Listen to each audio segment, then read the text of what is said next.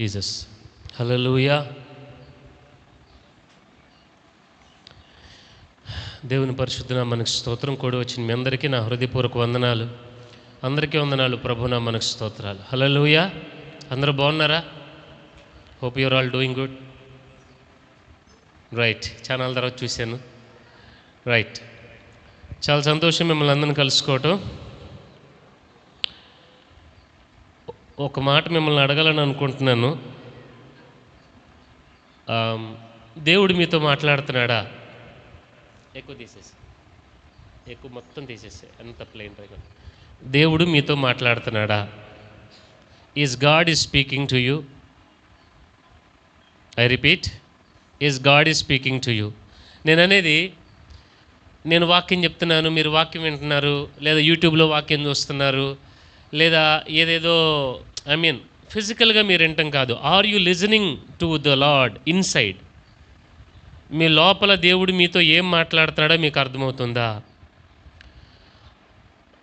ఆ దేవుడు మాట్లాడినప్పుడు మొట్టమొదట కలిగేది ఏంటంటే, మన జీవితాల్లో ఒక దైవికమైనటువంటి ఆనందం వస్తుంది. అది ఎమోషన్స్లో నుండో లేకపోతే మనకు కావాలనుకున్నది పొందుకోవటంలో వచ్చే ఆనందం కాదు. అది ఒక దైవికమైన ఆనందం వస్తుంది. అది మీ దగ్గర ఎవరి నుంచి అది మీ దగ్గర నుంచి తీయబడదు. అది ఎవరు తీసేయలేరు దాన్ని. అట్ ద సేమ్ టైం మనలో ఒక కన్విక్షన్ వస్తుంది, మనలో ఒక ఒప్పుకోలు వస్తుంది.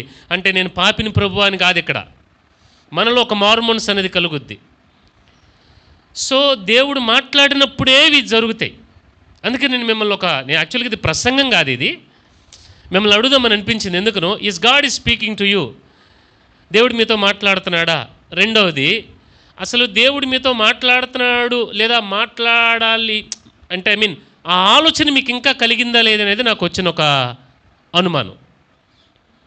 So make sure that God is speaking to you. దేవుడు మీతో మాట్లాడుతున్నాడా లేదా అనేది మీరు చూసుకోవాలి. హల్లెలూయా. ఈరోజు నేను మీతో పంచుకోవాలనుకుంటున్నటువంటి ఒక ముఖ్యమైనటువంటి అంశం ఏంటంటే,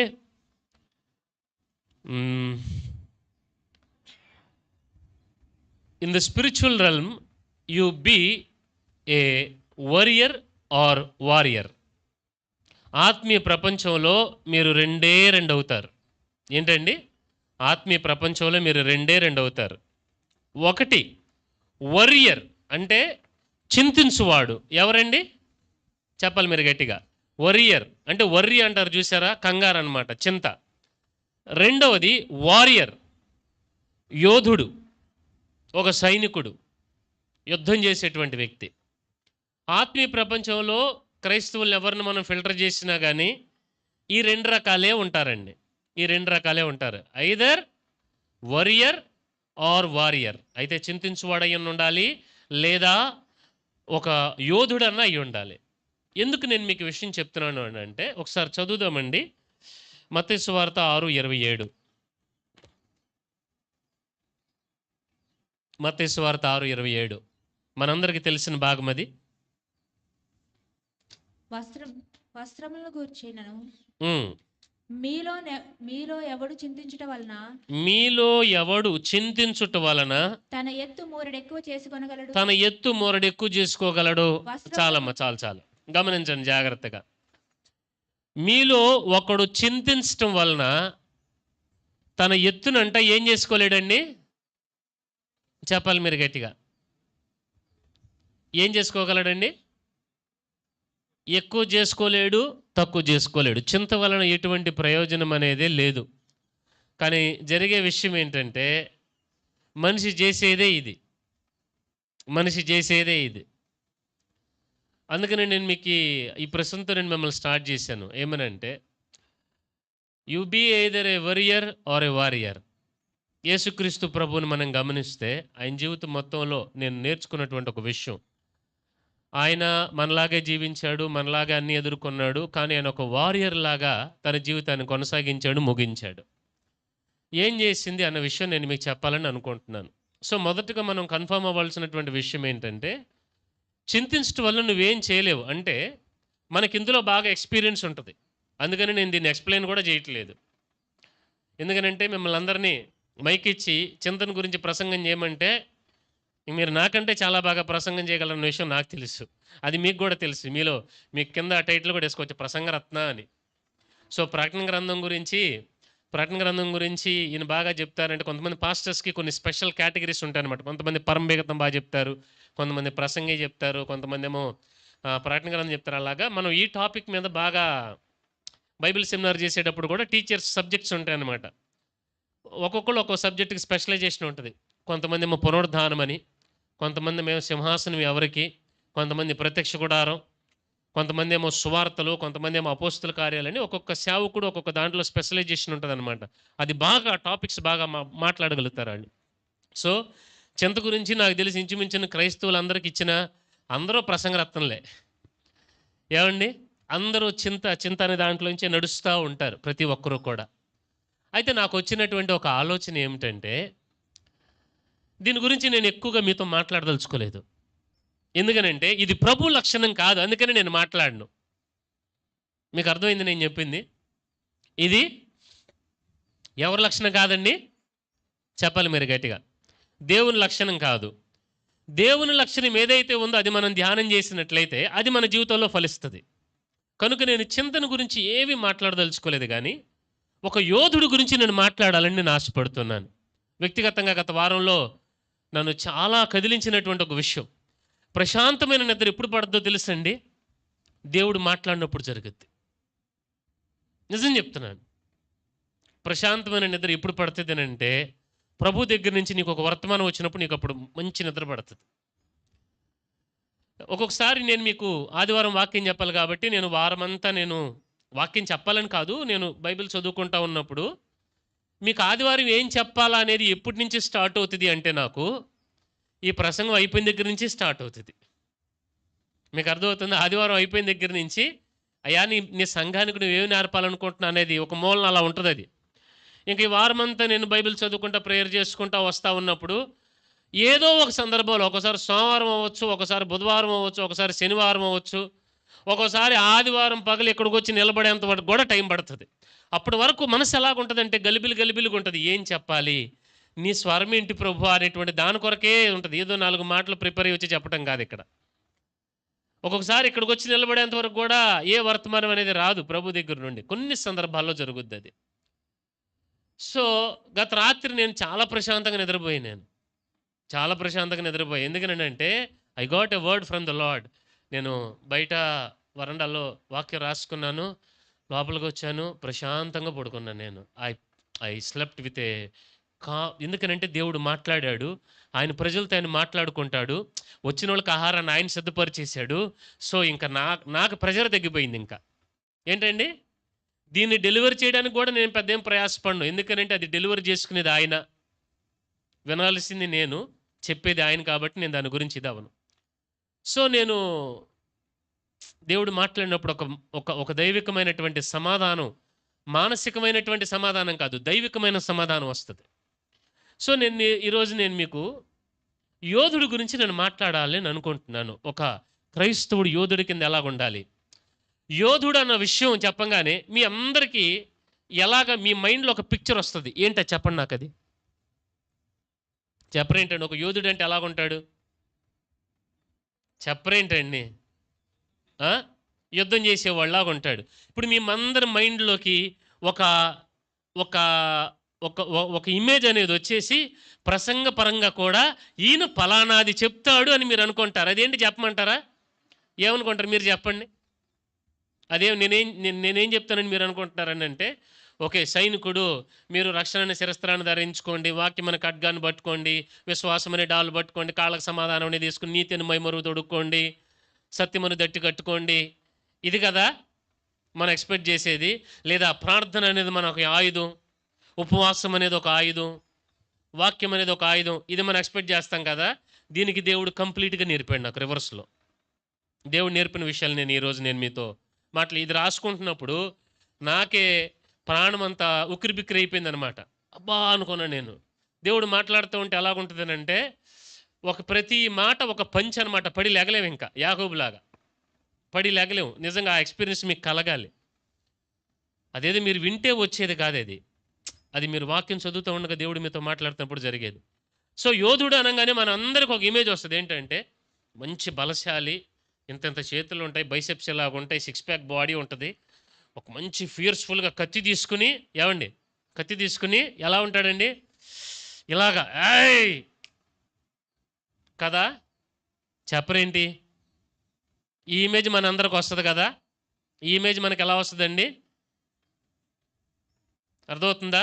సైనికుడు అంతా సిద్ధంగా ఉండి రండి చూసుకుందాం అన్నట్టుగా ఉంటుంది కదా. యేసు ప్రభు అలాంటి యోధుడు కాదు. యేసు ప్రభు అలాంటి యోధుడు కాదు. కొన్ని విషయాలు చెప్తానేనండి.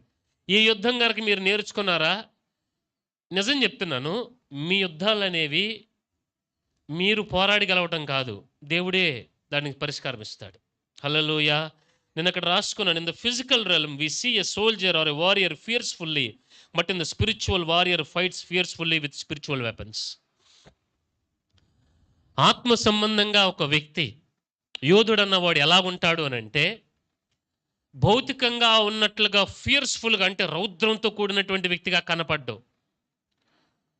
ఆత్మీయ ప్రపంచంలోనేమో చాలా రౌద్రంగా ఉంటాడు, ఫిజికల్ రెల్మ్లో కూల్గా ప్రశాంతంగా. ఎలాగనంటే ద్రాక్షరసం అయిపోయిందంటే నా సమయం ఇంకా రాలేదు, మీరు ఆగండి. లాజరు చచ్చిపోయాడు. అవునా, సరే లెట్ మీ కమ్, నాకు కొంచెం టైం ఉంది, 2 రోజులు పరిచయం ముగించుకుని వస్తాను.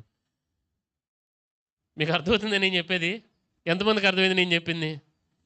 బోధకుడా మేము నశించిపోతున్నాం, నీకు చింతలేదా ఏంటి, తుఫాను చచ్చిపోతున్నాం. ఆయన పడుకుని మీకు విశ్వాసం లేదేంటి అని అన్నాడు ఆయన. చెప్పరేంటి? మనందరిలో యేసు ప్రభు కాకుండా యువతల పక్కే కనపడుతున్నాయి కదా. చెప్పరేంటి అని నేను మీకు చెప్పడం కాదు, నా అనుభవం కూడా చెప్తున్నాను. నేనేం నేర్చుకున్నాను కూడా చెప్తున్నాను. ఇక్కడ నేను మీకు చెప్పే ఏ మాట అయినా కానీ ఎక్కడో వినిందో లేకపోతే ఏదో కాదు, ఇది ప్రభు నేర్పిన ఇవన్నీ కూడా. అర్థమవుతుందా? చింత, కంగారు, దిగులు, బాధ, దుఃఖం, అది ఇది. బట్ ఒక యోధుడు అలా ఉండడు. యేసుక్రీస్తు ప్రభుని మీరు గమనించండి. నేను చంపేస్తారు అని అంటే, నాకు ఇంకా 3 రోజులు టైం ఉంది అన్నాడు ఆయన. ఇదిగో నిన్ను పట్టుకోవడానికి వచ్చాం, ఇక్కడ ఎవరు యేసు అని అంటే, మీరు ఎతుకుతున్న యేసుని నేనే, పదండి అన్నాడు ఆయన. యూసి, మీకు అర్థమవుతుంది నేను చెప్పేది? యేసుక్రీస్తు ప్రభు ఫిజికల్గా he was very cool, he was very calm. Kiran కొంచెం బ్లర్ ఉంది, సరిగ్గా చూడు. He was very cool, he was very calm, but in the spiritual realm he was a roaring lion. నేను మరలా చెప్తున్నాను, ఆయన భౌతికంగా ఒక గొర్రెపిల్లలాగా సింపుల్గా కనపడ్డాడు, ఆత్మీయ ప్రపంచంలో ఒక సింహంలాగా వేటాడాడు ఆయన. నేను అంటాను, ఆత్మీయ జీవితంలో ఉద్యమం, ఆత్మీయ జీవితంలో ఒక ఫియర్స్ఫుల్నెస్ అనేది మీరు ఏదో అంటే వచ్చేది కాదు. అది it should happen inside. Spiritual రెల్మ్లో మీరు గర్జించడం నేర్చుకోవాలి. ఫిజికల్గా యు బీ వెరీ కూల్. ఆయన చాలా సౌమ్యంగా, సామాన్యంగా, వెరీ సింపుల్గా ఉన్నాడు. మీకు అర్థమయ్యేటట్టు చెప్తానండి. ఒక దైవజనులు ఇలా అన్నారు, యేసుక్రీస్తు ప్రభువుని గుర్తుపట్టలేరంట జనాల మధ్యలో ఉంటే, ఎందుకంటే ఆయన ఏం హడావిడి చేయడు. మీకు అర్థమైంది నేను చెప్పింది? ఎందుకనంటే ఇప్పుడు ఇస్కరియోతు యోధ చెప్పాడు ఏమనంటే, నేను వెళ్ళి ఆయన ముద్దు పెట్టుకుంటాను, ఆయనే యేసు అని చెప్పాడు. ఎందుకని చెప్పాడు ఆ మాట అంటే, యేసుక్రీస్తు ప్రభు అందరిలో ఒకేలాగా ఉంటాడు, ఆయన గుర్తుపట్టలేరు. అర్థమవుతుంది మీకు నేను చెప్పేది? హడావిడి ఉండదు ప్రభు చుట్టూ. అందుకని ఇస్కరియోతు యోధ అన్నాడు, నేను వెళ్ళి ఆయన ముద్దు పెట్టుకుంటాను, అప్పుడు మీరు ఆయన గుర్తుపట్టండి అని అన్నాడు ఆయన. హల్లెలూయా. మీకు అర్థమైందా నేను చెప్పింది? ఆయన మరణించి పునరుద్ధానుడైన తర్వాత కూడా ఆయన ఎమ్మై మార్గంలో వాళ్ళు నడుచుకుంటూ వెళ్తుంటే, వాళ్ళతో పాటు యేసు నడుస్తూ ఉంటే, ఆయన ఎవరో అనుకుని వీళ్ళు మాట్లాడుతున్నారు, ఇదిగో పలానా ఆయన చనిపోయాడు తెలుసా, పునరుద్ధానుడు అవుతాడంటే ఇలాగెళ్ళని మాట్లాడుతుంటే, యేసుక్రీస్తు ప్రభు వాళ్ళు గుర్తుపట్ల. తోటమాలి అని అనుకుందంట ఆవిడేమో నాన్న మాట్లాడద్దు వినండి, ఏమనుకుందండి ఆవిడ? తోటమాలి అని అనుకుంది. అంటే ఫిజికల్ రెల్మ్లో ప్రభువుకి ఆయన ఏమి హడావుడి పడే మనిషి కాదు. He was very simple. అందరితో సరదాగా ఉంటాడు. అంటే అలాగని చెప్పి భుజాలు రాసుకుంటా ఏది పిచ్చపట్టి కౌరులు చెప్పుకునే కాదు. అందరితో మామూలుగానే ఉంటాడు. తన గౌరవాన్ని తను కాపాడుకుంటాడు. అందరితో కలుస్తాడు, కానీ అందరితో కలవడు. హల్లెలూయా. ఏయ్, మీరు ఎవరు నన్ను ముట్టుకోమాకండి, నేను పరిశుద్ధిని అని ఎవరిని అనలేదు ఆయన. ఆయన పరిశీలు శాస్త్రులతో కూర్చుని భోజనం చేశాడు. అట్ ద సేమ్ టైం పాపని మాత్రం ముట్టుకునేవాళ్ళు అక్కడ. మీకు అర్థమవుతుందని నేను చెప్పేది? నేను ఎందుకు ఈ విషయాలన్నీ చెప్తున్నానంటే, ఈ యోధుడు ఫిజికల్గా చాలా సామాన్యంగా కనబడుతున్నాడు, కానీ స్పిరిచువల్ రెల్మ్లో మాత్రం ఆయన ఒక గర్జించు సింహం. ఆయన ముందు ఏమండి సాతాను ప్రాకారాలు కూలిపోయినాయి, దెయ్యాలు వణికిని, మరణం సైతం నిరర్థకమైపోయింది. లాజర్ని లేపడం కాదు, ఆయన్నే మరణం ఏం చేయలేకపోయింది. మీకు అర్థమవుతుందని నేను చెప్పేది? ఆయనకి ప్రకృతి మాట వింది. ఆయనకి ప్రకృతి మాట వింది. చేప నోట్లో షెగ్గలు పెట్టుకుని రెడీగా ఉంది. ఆయనకి గాలి మాట వింది. ఆయనకి తుఫాను మాట వింది. మీరు గ్రహిస్తున్నారని నేనేం మాట్లాడుతున్నాను? అర్థమైన వాళ్ళు మాత్రం హల్లెలూయా చెప్పండి. సో ఆయన ఒక యోధుడు. ఈ యోధుడు ఫిజికల్గా ఎలాగున్నాడు అంటే సామాన్యుడి కింద ఉన్నాడు. నో హడావిడి. ఇన్ ద స్పిరిచువల్ రెల్మ్ ఆయన చూసి నరకం వణికిపోతుంది. పాతాళం వణికిపోతుంది. దెయ్యాలు వణుకుతున్నాయి, రోగాలు వణుకుతున్నాయి. ఆయన ఏం చెప్తే జరుగుద్ది. What made these things? ఆయన ఒక యోధుడిగా ఏం చేసినాయి? దేవుని చిత్తం చేయడానికి ఆయనలో ఉన్నటువంటి యోధుని లక్షణాలు ఈరోజు నేను మీతో మాట్లాడాలని అనుకుంటున్నాను. ఇది గనక మీరు అలవర్చుకున్నట్లయితే రాసి పెట్టుకోండి. నేను ధైర్యంగా మాటలు చెప్తున్నాను.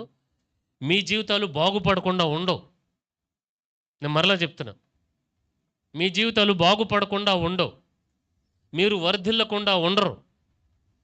మీ కొరకు ప్రకృతి సమస్త విధమైనటువంటి దూతగణాలు, పరలోక రాజ్యం ఏవైనా కానీ పనిచేసి తీరాలంతే. ఇంకది. హల్లెలూయా. మీకు అర్థమవుతుందని నేను చెప్పేది? నేర్చుకోండి దేవుని విషయాలు. సో ఏంటి ఆయన యోధుడిగా చేసిన విషయాలు, కొన్ని విషయాలు నేను మీతో చెప్పాలని అనుకుంటున్నాను. ఒకసారి చదువుదామండి. తిమోతికి రాసినటువంటి 2వ పత్రిక 2వ అధ్యాయం 5వ వాక్యం.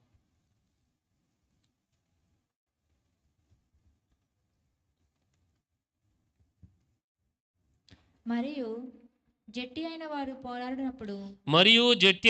పోరాడినప్పుడు నియమ ప్రకారం గనక పోరాడకపోతే వానికి కిరీటము దక్కదు. చాలమ్మ. హల్లెలూయా. ఇక్కడ జాగ్రత్తగా గమనించండి. ఇక్కడ జట్టి అనగా సైనికుడు, యోధుడు అని మీరు తీసుకోండి. ఇతను పోరాడేటప్పుడు అంట ఎలా పోరాడాలండి? చెప్పాలి మీరు గట్టిగా. ఎలా పోరాడాలి? నియమ ప్రకారం పోరాడుకుంటే వాని కిరీటం దక్కదంట ఎట్టి పరిస్థితుల్లో. ఇది మీకు అర్థమయ్యే భాషలో చెప్తాను. భక్తి జీవితంలో భక్తి అనేది నియమ ప్రకారం గనక మీరు గనక భక్తి చేయనట్లయితే భక్తి జీవితంలో ఉన్నటువంటి ఫలాన్ని మీరు పొందుకోలేరు. హల్లెలూయా. మరలా చెప్తున్నాను, వినండి జాగ్రత్తగా. ఇక్కడ జాగ్రత్తగా వినండి. భక్తి జీవితానికి ఉన్నటువంటి ఫలాన్ని మీరు పొందుకోవాలనంటే ఆ భక్తి అనేది, ఆత్మీయ జీవితం అనేది నియమ ప్రకారం వెళ్ళాలి. అది హల్లెలూయా. ఎలా వెళ్ళాలండి? అది నియమ ప్రకారం వెళ్ళాలి.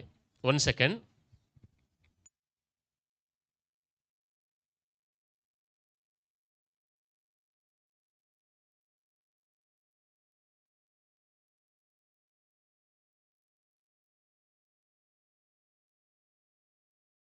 Praise Jesus. హల్లెలూయా. జట్టి అయిన వాడు పోరాడినప్పుడు నియమ ప్రకారం పోరాడుకుంటే వానికి ఏం దొరకదండి? కిరీటం దొరకదు. ఇప్పుడు నేను మిమ్మల్ని అందరినీ ఒక మాట నేను మిమ్మల్ని అడగాలని అనుకుంటున్నాను. అదేంటంటే, ఇప్పుడు మనమందరం విశ్వాస జీవితంలో నడుస్తున్నాం కదా. ఎన్నెన్ని సంవత్సరాలుగా నడుస్తున్నాం చెప్పండి? ఎన్నెన్ని సంవత్సరాలు? ఊరినే నేను రమారమి అడుగుతున్నాను చెప్పండి.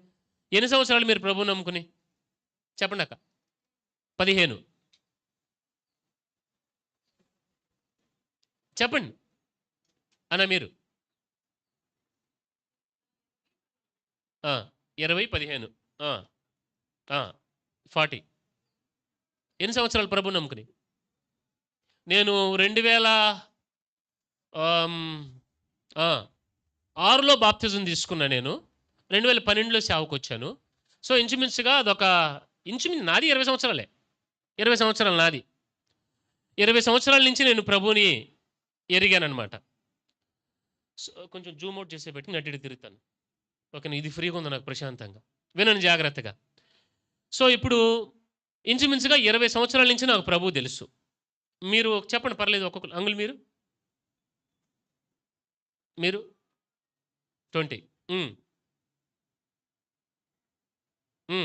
30, 20, 15. ఎవరు కొత్తగా ఫ్రెష్గా నమ్ముకున్న బ్యాచ్ ఎవరు లేరు కదా. ఎన్ని సంవత్సరాలకు మనకు దేవుడు తెలుసు కదా. నాకు వచ్చినటువంటి ఒక ఆలోచన ఏంటంటే ఎంతమంది ఇన్ని సంవత్సరాలకు తగినటువంటి ఫలమును అనుభవిస్తున్నారు అనేది నాకు వచ్చిన ప్రశ్న. Hope your understanding. ఈ ప్రశ్న మీరు మిమ్మల్ని వేసుకున్నారా? నాకు నేను వేసుకున్నాను. ఎంతమంది తమ విశ్వాస జీవితానికి ఇన్ని సంవత్సరాలుగా మేము దేవుని వెంబడిస్తున్నాం, ఇన్ని సంవత్సరాలుగా నీవు నేను మౌల్డ్ అవ్వవలసినటువంతగా మనం అయ్యామా అనేది ఒక ప్రశ్న. అది జరగాలి. ఎందుకంటే ఎన్ని సంవత్సరాలు భక్తి చేసామనేది ముఖ్యం కాదు. అది ఆ భక్తి జీవితము నీవు నియమ ప్రకారం ఉందా లేదా అనేదే పాయింట్. నీవు ఎంత నియమంలోనికి వస్తావో అంతగా నీ జీవితం మౌల్డ్ అవుతుంది. నీవు ఎంతగా మౌల్డ్ అవుతావో అంతగా నువ్వు ఫలిస్తావు. నువ్వెంతగా ఫలిస్తావో అంతగా దేవునికి మహిమ. హల్లెలూయా. నువ్వెంతగా ఫలిస్తావో నువ్వంతగా దీవించబడతావు. మీరు గ్రహిస్తున్నారు అనుకుంటున్నాను నేను చెప్పేది. నా భారాన్ని మీరు గ్రహించాలి కాదు జాగ్రత్తగా. నాకు వచ్చినటువంటి ఒక బాధ ఏంటంటే ఎన్ని సంవత్సరాలు మనం దేవుని వెంబడిస్తున్నాం కదా, దేవుని కొరకు మనం ఏం చేసాం? ఎంతగా బతికాం దేవుని కొరకు? ఎంత పర్ఫెక్ట్గా బతికామనేది తీసి పక్కన పెట్టండి. ఆ ప్రశ్న వేసుకోవడానికి కొంత టైం పడుతుంది. కనీసం ఎంత ప్రోగ్రెషన్తో మనం బతికామనేది నాకు వచ్చిన ప్రశ్న. మన జీవితాలు ఎలాగైపోయినాయంటే లెగడం, ఏదో ఉద్యోగమో వ్యాపారమో, మీతో పాటు నన్ను కలుపుకుంటే ఏదో ఒక సేవ, ఎక్కడో చోట కోవటం, ఏమండి కాసేపు ప్రార్థన చేసుకోవడం, బైబిల్ చదువుకోవటం, ఏమండి కొన్ని బాధలు, ఇంకా ఇదే చక్రంలో పడిపోతున్నాం తప్పితే మన భక్తి జీవితంలో నియమ ప్రకారం మనం గనక పోరాడితే గనక యేసుక్రీస్తు ప్రభులాగా తండ్రికి మహిమ తెచ్చే పాత్రలుగా మనం బతుకుతాం అనేటువంటి ఒక ఆలోచన, అవగాహన లేకుండానే మనం భక్తి చేసేసుకుంటూ వెళ్ళిపోతున్నాం. Do you agree with me? కనుక నేను అంటాను, మన జీవితంలో మనము ఎంతగా యోధునిలాగా నియమ ప్రకారం గనక మనం పోట్లాడినట్లయితే, అంటే పోట్లాడటం అంటే ఈ పోట్లాడటం కాదు, పోరాడినట్లయితే ఆత్మీయంగా మన జీవితాలు అంత బాగుంటాయి. మన జీవితాలు ఎంత బాగుంటే అంతగా దేవునికి మహిమ కలుగుద్ది. హల్లెలూయా. నేను మొన్న సేవకులతో ఒక మాట అన్నాను, అన్నా నా భవిష్యత్తు అన్ని నేను ఏ విధంగా ఎందుకని నేను ఇవన్నీ ఆలోచించుకుంటున్నాను అని అంటే వేరే ఏమీ కాదు, వేరే ఉద్దేశం ఏమీ కాదు. ఏదో దీవించబడిపోయి, ఏదో డెవలప్ అయిపోయి, ఏదో చేసేసి ఏదేదేదో పేరు ప్రఖ్యాతలు సంపాదించడం ఇదంతా నా మైండ్లో లేదు. కానీ ఇది దేవుడు ఎలాగో ఇస్తాడు. నా భారం, నా ఆలోచన ఏంటంటే, నా నా నా నా గురి ఏంటంటే, నన్ను నేను దేవుని కొరకు ఫ్రీగా పెట్టుకోవాలన్నా, నేను, నా కుటుంబం, నా సంఘం దేవుని కొరకు ఉపయోగపడేటట్లుగా మేము ఉండాలి. దాని కొరకే నేను పనిచేస్తానని చెప్పాను నేను. హల్లెలూయా. మీరు గ్రహిస్తున్నారని నేను చెప్పేది. ఇప్పుడు నేను మిమ్మల్ని మౌల్డ్ చేస్తున్నాను కూడా ఎందుకనంటే, మిమ్మల్ని ఒక స్టేజ్కి నేను మిమ్మల్ని కట్టాలి. పోయిన వారం నేను ఇప్పుడు ఇంట్లో ఆడపిల్ల ఉందనుకోండి, మనోళ్ళు విజిటింగ్ చేసినప్పుడు సోదరి చెప్పిన మాట ఏంటంటే, అన్న పాపే మొత్తం ఇంట్లో పనులు చూసుకుంటుంది అని. నేను అన్నాను, వెంటనే పాస్టర్ గారు ఒక మాట అన్నారు, ఆడపిల్లలు ఉంటే ఇలా చేసి పెడద్ది అని అన్నారు. సరే మొత్తానికి నేనేమన్నానంటే నా భారం కూడా అదేనమ్మా సేవకుడిగా అన్న. ఎందుకనంటే ఇంట్లో నువ్వు పిల్లల్ని ట్రైన్ చేస్తే ఒక టైం వచ్చేసరికి వాళ్ళు ఇంటిని నడిపించే స్థాయికి వాళ్ళు వెళ్తారు. అర్థమవుతుంది మీకు నేను చెప్పేది? సో దట్ నా భారం సేవకునిగా మిమ్మల్ని అందరినీ యోధులుగా ఎందుకు తయారు చేయాలని అనుకుంటున్నానంటే, మనం అలా తయారైనప్పుడే యేసుక్రీస్తు ప్రభు ద్వారా తండ్రి చిత్తం ఎలాగైతే నెరవేర్చబడిందో అలాగ మనకు నెరవేర్చబడుతుంది. అది మన టార్గెట్. హల్లెలూయా! మీరు గ్రహిస్తున్నారు నేను చెప్పేది? సో జట్టి అయిన వాడు పోరాడినప్పుడు నియమ ప్రకారం పోరాడాలి. ఒక ప్యాట్రన్ ఉండాలి, ఒక విధానం ఉండాలి. ఏదో ఈ సామెత ఇలా చెప్తున్నాను నేను అనుకోమాకండి, కానీ అవసరం కాబట్టి చెప్తున్నాను. గుడ్డెద్దెల్లి చేలో పడినట్లుగా భక్తి చేయొద్దు. మీకు అర్థమవుతుంది నేను చెప్పేది? ఎవరో ఏదో తీసుకెళ్తున్నారు, ఏదో అందరూ భక్తి చేస్తున్నారు, ఇదేంటి మనం కూడా మందలో పడి వెళ్ళిపోదాం. నో, నేను మీ అందరికి కూడా ఉద్యోగం చేసేవాళ్ళు కూడా నేను అదే చెప్పాను. ఏదో ఉద్యోగం చేస్తాను, ఏదో వ్యాపారం చేస్తాను, ఇలా బతకమాకండి. మీ మీద దేవుని ప్రణాళిక ఏంటి? ఉద్యోగంలో సహితం, వ్యాపారంలో సహితం దాని మీద మనసు పెట్టండి. హల్లెలూయా! సో జట్టి అయిన వాడు పోరాడినప్పుడు నియమ ప్రకారం పోరాడాలి. ఏంటా నియమం? యేసుక్రీస్తు ప్రభు ఎలా పోరాడాడు అన్న విషయాన్ని నేను మీతో చెప్పాలని నేను ఆశపడుతున్నాను. చదువుదామండి, చదువుదాం. 21వ అధ్యాయం మత్తయి సువార్త 23 నుంచి 27 వాక్యాలు. మత్తయి సువార్త 21, 23 నుంచి 27 వరకు నేను చదువుతాను, మీరు వినండి జాగ్రత్తగా. ఆయన దేవాలయములోనికి వచ్చి బోధించుచుండగా ప్రధాన యాజకులను ప్రజల పెద్దలను ఆయన యొద్దకు వచ్చి, ఏ అధికారము వలన నీవు ఈ కార్యములను చేయుచున్నావు? ఈ అధికారం ఎవడు నీకు ఇచ్చినని అడుగగా యేసు, నేనును మిమ్మల్ని ఒక మాట అడుగుదును, అది మీరు నాతో చెప్పిన ఎడల నేనును ఏ అధికారం వల్ల ఈ కార్యములు చేయుచున్నానో అది మీతో చెప్పుదును. యోహాను ఇచ్చిన బాప్తిజం ఎక్కడి నుండి కలిగినది? యోహాను ఇచ్చిన బాప్తిజము పరలోకము నుండి కలిగినదా మనుషుల నుండి కలిగినదా అని వారిని అడిగెను. వారు, మనము పరలోకము నుండి అని చెప్పితిమా? ఆయన, అలాగైతే మీరెందుకు అతన్ని నమ్మలేదని మనల్ని అడుగును. మనుషుల వలనని చెప్పితిమా? జనులకు భయపడుచున్నాము, అందరూ యోహాను ప్రవక్తను ఎంచుచున్నారని తమలో తాము ఆలోచించుకుని మాకు తెలియదని యేసునకు ఉత్తరం ఇచ్చిరి. అందుకు ఆయన, ఏ అధికారం వలన ఈ కార్యములు నేను చేయుచున్నానో అదియు మీతో చెప్పను. ఇది నోట్ చేసుకోండి. నేను చెప్పాను కదా ఈయన ఎలా యుద్ధం చేశాడనేది. చెప్తాను వినండి. ప్రభు చెప్పిన మాట ఏంటంటే, నేను మీతో చెప్పనన్నాడు ఆయన. ఏమన్నాడండి? చెప్పరేంటి? మీరు చెప్పట్లేదు ఏంటి నాకు ఇంతకీ? ప్రభు ఏమన్నాడండి? నేను మీతో చెప్పను అని అన్నాడు. మొదటగా మీరు నేర్చుకోవాల్సినటువంటి విషయం ఏంటంటే, యోధుడు అన్నిటికీ సమాధానం చెప్పడం, అందరికీ సమాధానం చెప్పడం. ప్రభు సమాధానం చెప్పాడు. ఎవరికి చెప్పాడు అనంటే, ఆయన చెప్పింది విని అర్థం చేసుకుని తగ్గింపు కలిగిన వాళ్ళకి సమాధానం చెప్పాడు ఆయన. ఇప్పుడు నాకు ఒక మాట వస్తుంది ఎప్పుడు, యేసుక్రీస్తు ప్రభు వెనక వెంబడించింది అందరూ పరిశుద్ధుల పాపాత్ములా? చెప్పరేంటి? పరిశుద్ధుల పాపాత్ములా? అందరూ కరెక్ట్గా ఉన్న వాళ్ళు ఎవరు లేరు కదా. వాళ్ళందరికీ దగ్గర కూర్చోబెట్టుకుని అన్యులు సైతం అన్యులకు సైతం, ఇంకా ఒక మాట చెప్పాలనంటే అందరు ప్రజలకి ఆయన శుభ్రంగా ఒక చోట కూర్చుని కొండ మీదకి తీసుకెళ్ళి వాళ్ళందరినీ చక్కగా ఆయన వాళ్ళందరికీ వివరించాడు. అవునా కదా? అందరికి అర్థమయ్యేటట్టుగా చెప్పాడు. పరిసయ్యులు శాస్త్రులకు మాత్రం ఆయన సమాధానం కొంతకాలం చెప్పాడు, తర్వాత మీతో చెప్పనని అన్నాడు. ఎందుకని చెప్పండి. ఒక మాట చెప్తున్నా వినండి. వినేవాడితో ఆయన మాట్లాడతాడు. ఏంటండి? చెప్తే వినేవాడితో ఆయన మాట్లాడతాడు. వాడు అవతలోడు కరెక్ట్ కాపోయినా ఆయనకు బాధ లేదు. తగ్గింపు కలిగి ఈయన చెప్పింది విందాము అనే వాడితో ఆయన మాట్లాడతాడు. పరిసయ్యులు శాస్త్రులకి వినే మనసు లేదు. వాళ్ళకి తెలుసు, ధర్మశాస్త్రం మొత్తం తెలుసు, కానీ దానికి లోబడరు, వినే మనసు లేదు. అందుకని ఆయన ఇక్కడ ఏమన్నాడు తెలుసండి? నేను మీకు చెప్పను అన్నాడు ఆయన. హల్లెలూయా. ఎంతమందికి అర్థమవుతుంది నేను చెప్పేది? మీకు అర్థమవుతుందా? యోధుడికి ఉండేటువంటి ఒక మనస్సు ఏంటంటే, అన్నిటికీ అందరికీ సమాధానాలు చెప్పడు. నేను చెప్పానా, అది మీకు ఆయుధం అవ్వాలి. ఏమవ్వాలండి? అది మీకు ఒక ఆయుధం అవ్వాలి. అంటే ఇదొక యాటిట్యూడ్తో, గర్వంతో కాదు నేను చెప్పేది. సమాధానం చెప్పేవారికి చెప్పాలి, సమాధానము వినని వారికి సమాధానం చెప్పాల్సిన అవసరం లేదు.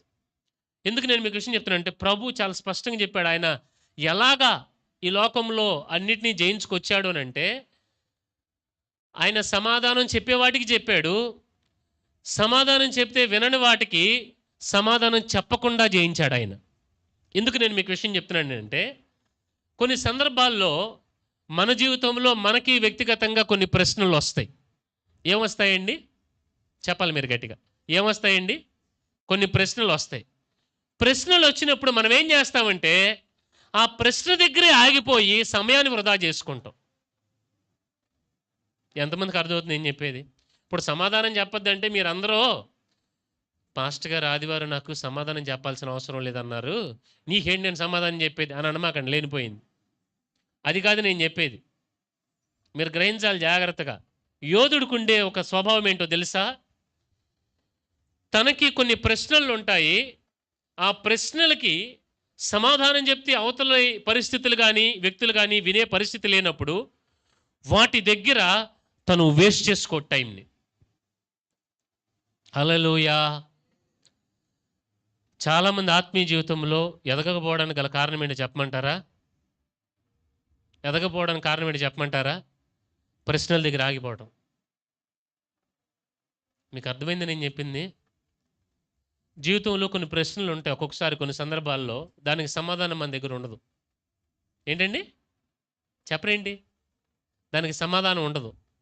మనం ఏం చేస్తామంటే దాని సమాధానం కొరకు సంవత్సరాలు ఆగిపోతాం అక్కడే. కానీ యోధుడు చేయవలసిన పని ఏంటో తెలుసా? దానికి సమాధానం చెప్పే అవసరత లేదు అన్న విషయాన్ని గ్రహించి తన పని ఏంటో తను చేసుకుంటూ వెళ్ళిపోవాలి. హల్లెలూయా. మీకు అర్థమైందని నేను చెప్పేది? ఇప్పుడు ఒక సేవకుడుగా నాకు కొన్ని ప్రశ్నలు ఉంటాయి కదా సేవను గురించి. చెప్పరేంటి? ఇప్పుడు నేను అవన్నీ ఇదేంటి అని ఆలోచించుకుంటూ కూర్చోనా? చెప్పరేంటండి? నేను అలా ఉన్నాను అనుకోండి, అది ఏం లేదు, సాతాను అమ్మయ్యా నేను వీడికి వేసిన ఉచ్చులో వీడు పడ్డాడు, ఇంక ఈయన కదపాల్సిన పని లేదు, వాడు అక్కడే ఉంటాడని చెప్పేసి వాడు అలాగే చేస్తాడు. కనుక నేను నేర్చుకున్నటువంటి ఒక పాఠం ఏంటంటే, I need not to explain everything in my life. నేను అందరికీ అన్నిటిని నేను ఎక్స్ప్లెయిన్ చేయాల్సిన అవసరం లేదు. చెప్తాను, ఇంక్లూడింగ్ మీ అందరికి కూడా. ఇది నేను ఒక వార్నింగ్ లాగా చెప్తున్నా, భయపెట్టడానికి కాదు. నేను మీకు కొన్ని విషయాల్లో, నేను వాక్యములో నుండి నేను కొన్ని విషయాలు చెప్పాను. నేను మీకు కొంతమంది దాన్ని విన్నారు, కొంతమంది దాన్ని వినలేదు. నేను ఇప్పుడు చెప్తున్నాను మీ అందరికీ, ఈ సందర్భంగా నేను ఇంక చెప్పను. సీరియస్లీ నేను ఇంక చెప్పను. ఎందుకనంటే I don't want to waste my time. Hallelujah. Hope you are understanding this. మీకు అర్థమవుతుందని నేను చెప్పేది? సో మన జీవితంలో మనకంటూ కొన్ని ప్రశ్నలు ఉంటాయి కొన్ని సందర్భాల్లో. దానికి మనం సమాధానం ఏంటి అని చాలా ఇదవుతూ ఉంటాం. ఇప్పుడు నేను ఒక మాట నేను మీకు అర్థమయ్యేటట్టుగా చెప్తాను. ఇప్పుడు నేను కనుక ఒక వ్యక్తిని ఫలానా పని చెయ్యా అని చెప్పాను అనుకోండి, అతను ఆ పని చేయలేదనుకోండి, నేను రెండోసారి చెప్పను. ఎందుకని? నాకు గర్వమా? కాదు. లేకపోతే అతనికి గర్వమా? కాదు. ఎందుకంటే నేను చెప్తే తను వినే పరిస్థితిలో లేడు కాబట్టి నేను అక్కడే ఉండి నేను దానిని అదే చేయటం ఇంకనేం లేదు. నేను ఎటు మనసు పెడతానంటే, దేవుడు నాకేం చెప్పాడో చేయడానికి మనసు పెడతాను. హల్లెలూయా. మీరు గ్రహించాలి, యోధుడు చేసే పని ఏమిటంటే అన్నిటినీ ఎదుర్కోవాలి, చేయాలని. తాను దేనిని ఎదుర్కోవాలో దాని మీద తన గురి ఉండాలి. ఈ పాయింట్ మీకు చాలా జాగ్రత్తగా అర్థం కావాలండి. ఇది చాలా లోతైన విషయం. యేసుక్రీస్తు ప్రభువుని పరిసయ్యులు శాస్త్రులు వాళ్ళు వచ్చి ప్రశ్నలేసి ఇబ్బంది పెడుతున్నప్పుడు వీళ్ళని ఎలాగన్నా గెలవాలి, లేకపోతే వీళ్ళని కన్విన్స్ చేయాలని ప్రభు అనుకోవాలా. ఎందుకని? మీకు అర్థమైంది నేను చెప్పింది? వీళ్ళని మార్చేసేయాలి, వీళ్ళ మీద నేను సమాధానం చెప్పి నేను గెలవాలి అని ప్రభు ప్రయత్నం చేయలేదు. యోధుడు అన్నవాడు ఏం చేస్తాడు? గెలవడానికి ప్రయత్నం చేస్తాడు కదా. ప్రభువు పరిసయ్యులు శాస్త్రుల్ని గెలవాలని ప్రయత్నం చేయాలా. ఎందుకనంటే ఈయన సమాధానం చెప్పిన వాళ్ళెనలా. అందుకని ఆయన ఒకటే అనుకున్నాడు, ఇంకా నేను ఇక టైం వేస్ట్ చేయకూడదు, నేను మీకు సమాధానం చెప్పను అని చెప్పాడు అంతే. ఇంకా ఆయన అంటే ఆయన ఓడిపోయాడా? లేదు, ఆయన ఓడిపోలేదు. ఆయన యోధుల్లాగా గెలిచాడు. Hope your understanding this. మీకు అర్థమయ్యే భాషలో చెప్తాను నేను. ఆయన నజరేతు ప్రాంతంలో ఉన్నంట ఆయన అనేకమైన అద్భుతాలు చేశాడు. ఆయన చేశాడు కదా, వాక్యంలో ఉందా మాట. నజరేతు ప్రాంతంలో యేసుక్రీస్తు ప్రభు సొంత ఊరిలో ఆయన చాలా అద్భుతాలు చేశాడు. ఆయన అద్భుతాలు చేసినప్పుడు అక్కడ వాళ్ళందరూ ఏమన్నారు తెలుసా? మన యోసేపు కొడుకేగా, ఏసేగా, మన చిన్నప్పటి నుంచి మన ముందు తిరిగాడు, పెద్ద ఇదే ఉంది అని వాళ్ళు యేసు ప్రభుని నమ్మలేదంట. నమ్మకపోయేసరికి ఆయన ఏమన్నాడు తెలుసా? వారు ఆయన నమ్మలేదు కనుక ఆయన అద్భుతములు చేయలేకపోయిన అని చెప్పి ఆయన నజరేతును వదిలేసి వచ్చేసాడు. ఆయన నజరేతు ప్రజల్ని కన్విన్స్ చేయడానికి ప్రయత్నం చేశాడా? చెప్పరేంటండి? ఎంతమందికి అర్థమవుతుంది నేను చెప్పేది? నేను చెప్పే ఉద్దేశం గ్రహిస్తున్నారా మీరు? నేను చెప్పే ఉద్దేశం ఎందుకనంటే అపవాది మిమ్మల్ని అక్కడే కూర్చొని పెట్టేస్తాడు, ఇంకా మీరు అక్కడ స్ట్రక్ అయిపోతారు. సో మీరు నేర్చుకోవలసింది, యోధుడు నేర్చుకోవలసింది ఏంటో తెలుసా? నువ్వు సమాధానం చెప్పావు, అవలేదు, అవతల కన్విన్స్ అయ్యే పరిస్థితులు లేవు, నీ దారిలో నువ్వు వెళ్ళాలంతే. ఇంకది నువ్వు అక్కడే స్ట్రక్ అయిపోయావా, దేవుని మిస్ అయిపోతావు. నేను మరలా చెప్తున్నాను, దేవుని మిస్ అవ్వకూడదు మనం. నజరేతు ప్రాంతాన్ని ఆయన వదిలి ఎందుకు ఆయన ఇటు యోధా బెత్లెహేము ఆయన ఎందుకు ఈ యెరూషలేం సైడు ఇటన్ని కపెర్నౌమ్ ఇవన్నీ ఎందుకు తిరిగాడు ఆయన అని అంటే వెరీ సింపుల్. నజరేతు ప్రాంత ప్రజలు ఆయన చెప్పిన దాన్ని వినలేదు, విశ్వసించలేదు, ఆయన వెంబడించలేదు. Very simple. ఇంకా నేను మీ దగ్గర టైం వేస్ట్ చేసుకోనని చెప్పేసి ఆయన వెళ్ళిపోయాడు. హల్లెలూయా. నిజం చెప్తున్నాను, గమనించండి. నేను డైరీలో రాసుకున్నాను, దేవుడు మాట్లాడితే, దేవుడు తిడితే, దేవుడు కొడితే, దేవుడు గద్దిస్తే చాలా మంచిది. అర్థమవుతుంది మీకు నేను చెప్పేది? అది చాలా మంచిది. ఎందుకనంటే ఆయన చేస్తా ఉండగా మనలో ఒక ఇదనేది కలుగుతుంది. ఆయన గనక యోధుల్లాగా మాట్లాడకుండా వెళ్ళటం మొదలుపెట్టాడా కష్టం, ఎవరు కాపాడలేరు ఇంకా. Hope your understanding this. మీరు గ్రహిస్తున్నారని నేను చెప్పేది? యోధుడు కొన్న లక్షణం ఏంటంటే తాను ఏది చెయ్యాలో దాని మీదే మనసు పెడతాడు తప్పితే ఒక చోట అలా స్ట్రక్ అయిపోయి సమాధానాలు ఎత్తుక్కుంటాను, సమాధానాలు చెప్తాను, మనుషుల్ని ఎంటర్టైన్ చేస్తాను ఉండడు. మీకు అర్థమవుతుందని నేను చెప్పేది? హల్లెలూయా. పట్టు విడుపు అంటారు చూసారా? కొన్ని సందర్భాల్లో పట్టు పట్టడం చాలా మంచిది, కొన్ని సందర్భాల్లో వదిలేయటం చాలా మంచిది. అది ఏదైనా కానీ, అంటే మనుషులను వదిలేమని కాదు నేను చెప్పేది. మీరు జ్ఞానంగా ఆలోచించాలి. దేనిని తీసుకోవాలో దానినే తీసుకోవాలి, మనుషులను కాదు వదిలేమని నేను చెప్పేది. ఏంటో తెలుసా? మన హృదయాలలో అపవాది వేసిన కొన్ని సంకెళ్ళు ఉంటాయి, కొన్ని ఆలోచనలు ఉంటాయి, కొన్ని ఆ బందీలుగా ఉంటాం మనం. వాటి నుంచి విడుదల పొందాలి ఏంటంటే నువ్వు దాన్ని వదిలేయాలి. You should learn to leave it. నేను నిజంగా జరిగిన ఒక విషయం చెప్తాను, వినండి. ఒక అతనంట, నిజంగా జరిగిన అతని విషయం ఇది. పర్వతారోహకుడు, అంటే మౌంటైన్ క్లైంబింగ్ చేస్తారు కదా, అతను కొండలు ఎక్కుతూ ఉంటాడనమాట. అతని ప్రొఫెషన్ అది. మొత్తానికి కొండెక్కుతూ ఉన్నాడు. జరిగిన విషయం ఏంటంటే కొండ మీద నుంచి పట్టుజారి పడ్డాడు. 2 బండల మధ్యలో తన కాళ్ళు చిక్కుపోయింది. ఇంకా ఎవ్వరు లేరు తనకి, ఒకడే చిక్కుపోయింది. కాలు చిక్కుపోతే ప్రయత్నం చేశాడు. అది గాయం అయిపోయి, ఇప్పుడు కాలంటే గాయం అయిపోద్దిగా, మాంసం నలిగిపోయి మొత్తం ఇదైపోయి కుళ్ళిపోవటం మొదలుపెట్టింది శరీరం. ఒకటి కాదు, 2 రోజులు అలా దాటేసింది. తను అలాగే అలాడుతూ ఉన్నాడు, అటు అలాగే అలాడుతున్నాడు, రక్తం కారుతూ ఉంది, గాయం అయిపోయింది, అది కుళ్ళిపోవటం మొదలుపెట్టింది. ప్రాణం అటు కాకుండా అయిపోయాడు పరిస్థితి. తను చేసిన పని ఏంటో తెలుసండి, ఇంక ఇలాగుంటే నేను చచ్చిపోతానని చెప్పి కాళ్ళు నరికేసుకుని కిందకు పడిపోయాడు. బతికాడు. జరిగిన విషయం ఏంటంటే, బతికి ఆ కాలైతే తెగిపోయింది, కాళ్ళు లేదు తనకి, ప్రోస్థెటిక్ లెగ్ పెట్టుకున్నాడు. ప్రోస్థెటిక్ లెగ్ అంటే ఆ ప్లాస్టిక్ కాళ్ళు పెట్టుకుని మరలా ఎక్కడం మొదలుపెట్టాడు. హల్లెలూయా!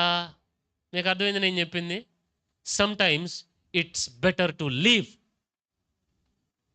Don't cling or hang on to. పట్టుకోవాల్సినవి పట్టుకోవాలి, వదిలేయాల్సినవి వదిలేయాలి. మనమేమో పట్టుకోకూడనే పట్టుకుని ఆడుతూ ఉంటాం. ఇప్పుడు యేసు ప్రభుని అవమానపరిచారు కదా, అవమానపరిచారా లేదా? ఆయన్ని విన్నంటుతో అన్ని విషయాల్లో అవమానపరుస్తానే మరలా ఇదే మాట చెప్తాను. నజరేతు ప్రాంత ప్రజలు ఆయన కొండపేటుకు తీసుకొచ్చి తలకిందులుగా పడే చంపేద్దాం అనుకున్నారు కదా. సొంతూరోళ్ళు ఆ పనులు చేద్దాం అనుకున్నారు, యేసు ప్రభుని చంపేద్దాం అని అనుకున్నారు. ఆయన ఏం చేయాలి? అక్కడే కూర్చుని ఏడుస్తూ కూర్చోవాలి లెక్క అయితే కనుక. ఏడుస్తూ కూర్చో, ఆయనే సింపుల్. నేను చెప్పింది మీరు నమ్మలేదు? Okay fine, what ever you want to do, what do. నేను నా తండ్రి చిత్తం చేసుకోవడానికి నేను వెళ్ళిపోతున్నాను. యోధుడు వదలటం నేర్చుకుంటాడు. హల్లెలూయా! దాన్నే పట్టుకుని ఇది అవ్వకూడదు. ఒక మాట చెప్తానండి. ఒకసారి మీకు అర్థమయ్యే భాషలో చెప్తాను, ఇది కూడా నిజంగా జరిగింది. ఫస్ట్ వ్లాడ్ సావ్చుక్ అని ఆయన చెప్తుంటే నేను వాళ్ళ ఫ్రెండ్తో ఫోన్లో మాట్లాడుతున్నాడంట. ఫోన్లో మాట్లాడుతుంటే ఓ సారీ, ఓ మై గాడ్ అన్నాడంట. ఏమైంది అన్నాడంట. నేను ఇప్పుడు ఒక 5 నిమిషాలు చేస్తాను అని చెప్పి మరలా 5 మినిట్స్ చేశాడు. ఏంటి మాట్లాడుతూ ఉండగా సడన్గా ఏంటి ఓ మై గాడ్ సారీ అని ఏమైంది అని అన్నాడు. ఏం లేదు, ల్యాప్టాప్ మీద కాఫీ పడిపోయింది అని అన్నాడు. ఏంటండి చెప్పరేంటి? ల్యాప్టాప్ మీద కాఫీ పడిపోయింది అని అన్నాడంట. అవునా, ఏమైంది ఇప్పుడు మొత్తం క్లీన్ చేసావు అది అంటే, లేదు లోపల షార్ట్ అయిపోయి పాడైపోయింది ల్యాప్టాప్ అన్నాడంట. ఏంటి? లోపలికి వెళ్ళిపోయి అంత ఇదైపోయి షార్ట్ అయిపోయి పాడైపోయింది అని అంటే అని అన్నాడంట. అవునా, అయ్యో అన్నాడంట. పోనీలే అని అన్నాడంట. అదే నీకేం బాధ లేదా? ఇది 2 లక్షల రూపాయల ల్యాప్టాప్ కదా నీది, నీకేం బాధ లేదా? అసలే చాలా ప్రాబ్లమ్స్లో ఉన్నావు నువ్వు, 2 లక్షల రూపాయలు ఇదైందుకు నీకేం ఇది లేదా అని అంటే ఆయన అన్నాడంట, Vlad it is just a thing అన్నాడంట.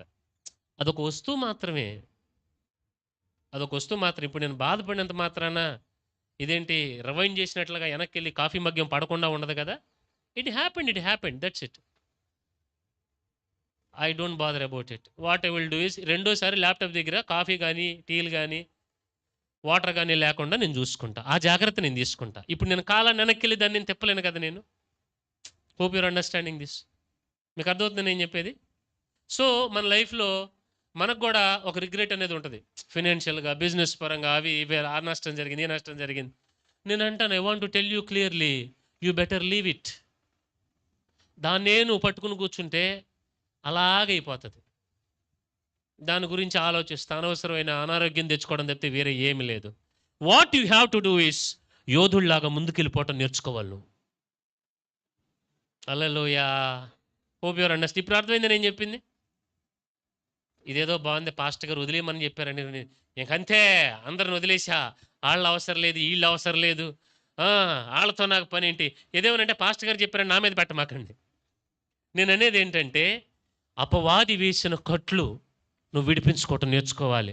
సో దట్ నువ్వు ఫ్రీ అయితే నువ్వు దేవుని కొరకే ఉంటావు. నష్టం ఎప్పుడు నష్టం కాదండి, దేవుడు మరలా ఇవ్వగలడు. అది దేవుడు తేడంతలు ఎత్తాడు, దాని గురించి పెద్ద సమస్య కాదు. నువ్వు లేచి పరుపెత్తుకుని ఆడవటం నేర్చుకోవాలి. చెప్పరేంటి? పరుపులు కాదు, మనం పరుపేసుకుని ఒక డబుల్ బెడ్రూమ్ ప్లాట్ కట్టుకుని, ఏమండి ఒక మిత్సుబిషి ఓ జనరల్ ఏసీ పెట్టుకుని బ్రహ్మాండంగా అక్కడే ఉండిపోతున్నాం కదా. ప్రభు అన్నాడు, లేగా అక్కడి నుంచి వదిలిపెట్టి దాన్ని. హల్లెలూయా! మీ అమ్మ ఏడుపు ఇప్పుడన్నా నేను, మీకు అర్థమైంది నేను చెప్పింది? మీకు అర్థమైందా? Some times you need to get up and move on. That is the main thing. యోధుడు యోధుడు ఏం చేస్తాడండి? ఒక చోట స్ట్రక్ అయిపోయి ఉన్నాడు, ముందుకు సాగిపోతాడంతే. ఇక్కడ నేను రాసుకున్నాను, God speaks to the humble, God never speaks to the pride. గర్విష్ఠులతో దేవుడు మాట్లాడడం, సమాధానం కూడా చెప్పడం. ఇలా చెప్తున్నాను అనుకోమాకండి. అందుకే నేను మిమ్మల్ని ఒక ప్రశ్న అడిగా. ఏమని? మిమ్మల్ని నేను ప్రశ్న అడిగా రాగానే. ఏమని చెప్పరేంటి? అమ్మ పాస్టర్ గారు పెట్టేశారు లింకు, అడిదిప్పిడి దిప్పి ఏదో ఆది మరిశారు కానీ టిక్ టక్ తగిలిచ్చేశారు. నేను ఒక మాట అడిగా మిమ్మల్ని, ఏమని? దేవుడి మీతో మాట్లాడుతున్నాడా? మేక్ షూర్ దేవుడి మీతో మాట్లాడును గాక. Amen. God speaks to the humble, God speaks to the sinners. అర్థమవుతుందా? But God never speaks to the pride. ఒక మాట చెప్తానండి.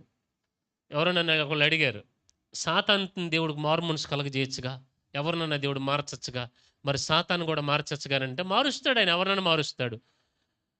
గర్విష్ఠులను దేవుడు మార్చడు. నేను అన్నాను, ఎంతటి పాప అయినా కానీ దేవుడు మారుస్తాడు. వాడికి ఒక మనస్సు, ప్రభువా నన్ను క్షమించని అడగలిగినటువంటి ఒక మనస్సు ఉంటే కనుక ఆ తగ్గించుకుంటే దేవుడు మార్చగలడు. సాతాను జన్మకు తగ్గించుకోడుగా. అర్థమవుతుంది మీకు నేను చెప్పేది? వాడికి గర్వం ఉంది కాబట్టి వాడు మారడు, అంతే. That's it. ఎవరైనా కానీ. So make your self available to the lord. When the lord speaks to you should be able to hear it. దేవుడు మీతో మాట్లాడినప్పుడు మీరు వినున్నట్లుగా మీ ఆత్మీయ జీవితాలను కట్టుకోనండి. హల్లెలూయా. రెండోదిగా మనం ధ్యానం చేద్దాం. లూకా సువార్త 28వ అధ్యాయం, 23. లూకా సువార్త 23వ అధ్యాయం 27 నుంచి 29. దేవుని పని యోధుల ద్వారానే జరుగుద్దండి, గుర్తుపెట్టుకోనండి. ఏమన్నా? లూకా సువార్త 23, 27 నుంచి 29 అమ్మ.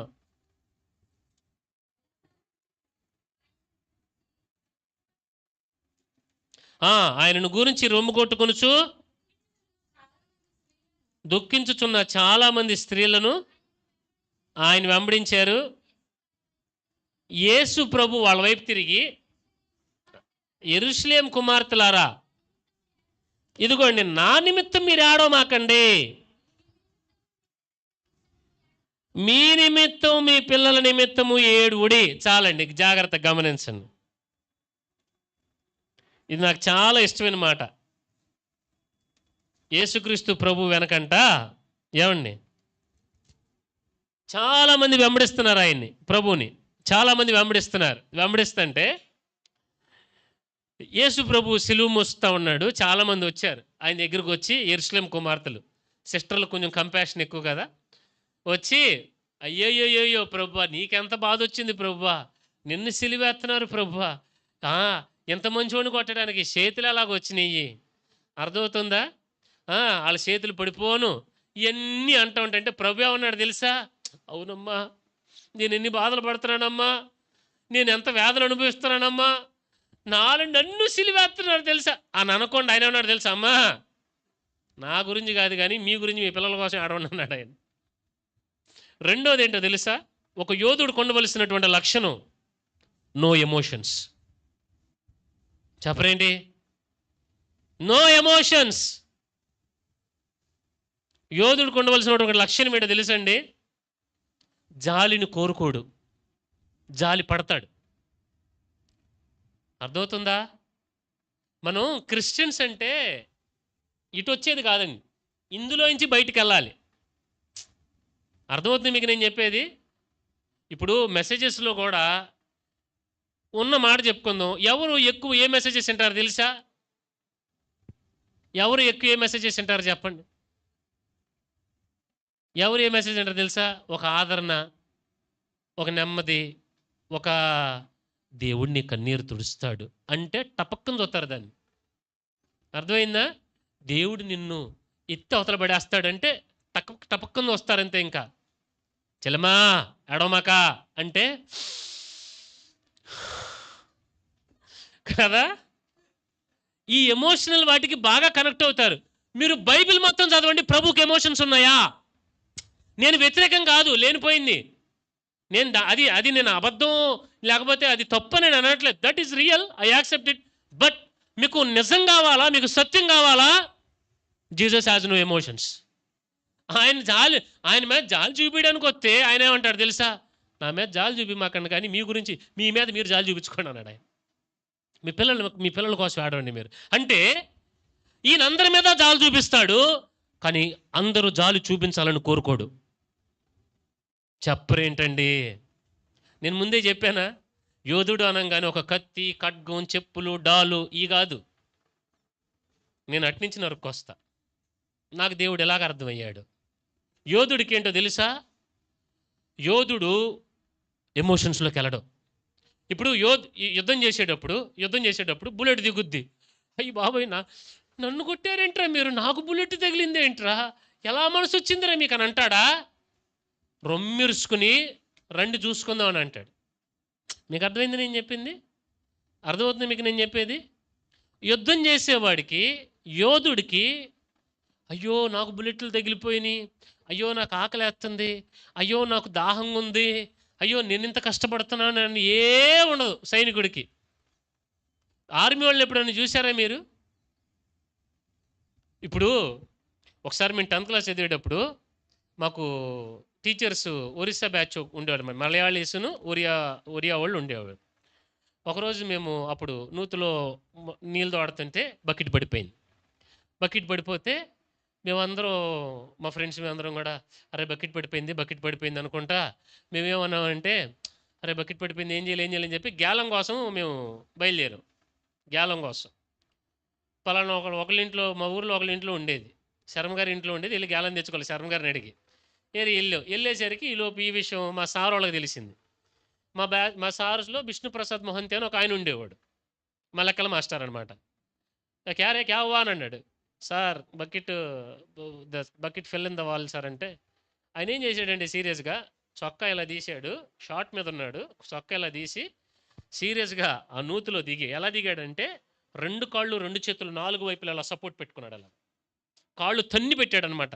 వరలు ఉంటాయి కదా, తన్ని పెట్టి, అది 3 అడుగుల వరలు అనుకుంటుంది, తన్ని పెట్టి 4 వైపుల సపోర్ట్ తీసుకుంటే సీరియస్గా దిగేశాడు కిందకి. ఆయన చూస్తానే ఉన్నా, నేను ఇలా చూస్తున్నాను, స్పైడర్ మ్యాన్ దిగినట్టు దిగేశాడు, నీళ్ళల్లో దిగాడు, టక్కన తీసుకున్నాడు, బకెట్ తీసుకున్నాడు, పైకి తాడు చేయి జారి పడింది అనమాట. మాకు తాడు ఇలా గిరగిర తీసుకున్నాడు, అలా పైకి విసిరాడు, టక్కన నేను పట్టుకున్నాను, బకెట్ లాగేశాను.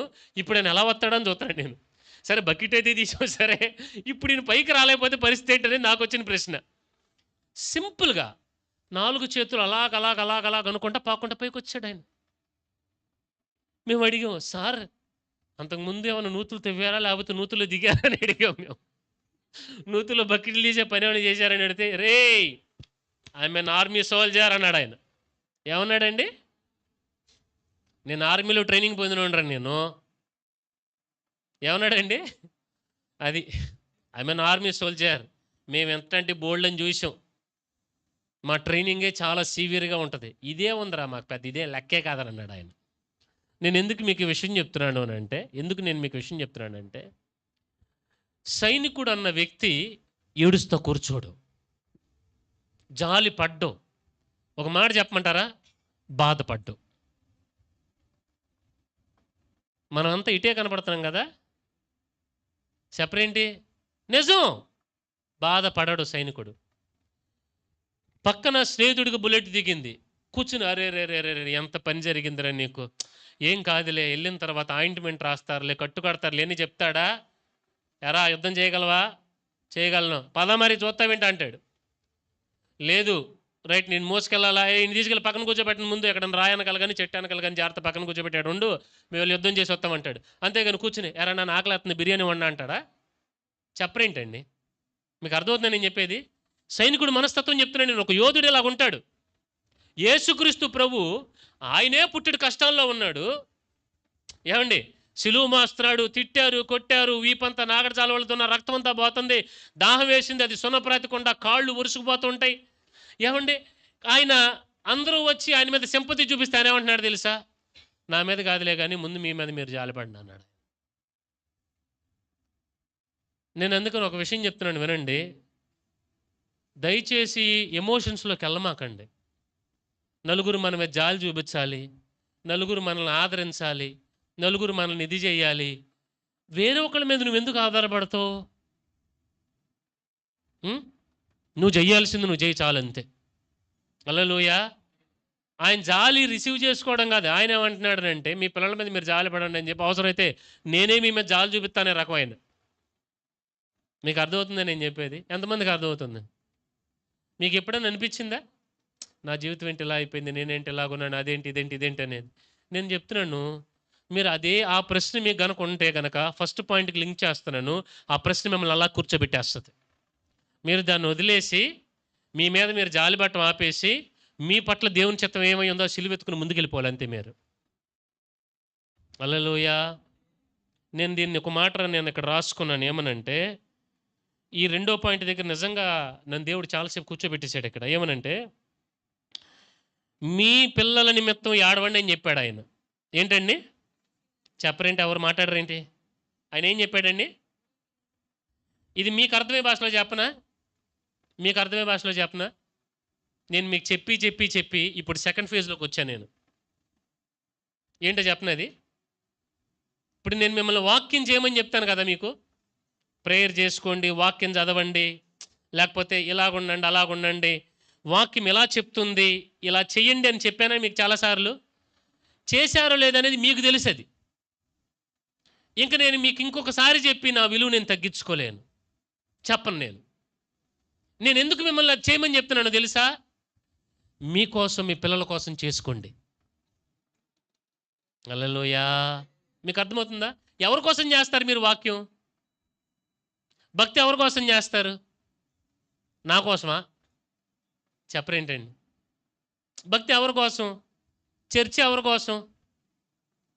ఎవరి కోసం అండి? ఇప్పుడు నేను మీకు వాక్యం చెప్తాను తెలుసా? ఎవరి కోసం నేను వాక్యం చెప్పాలి? మీకోసమా? చెప్పరేంటండి? మీకోసం నేను చెప్పాల్సింది? నో.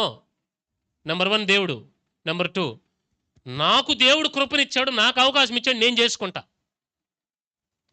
మీకు అర్థమైంది నేను చెప్పింది? ఇప్పుడు నేను మీకు అర్థమయ్యేటట్టు ఒక మాట చెప్తాను. ఇప్పుడు ఒక్కొక్కరికి 10,000 ఇస్తారని అన్నాను.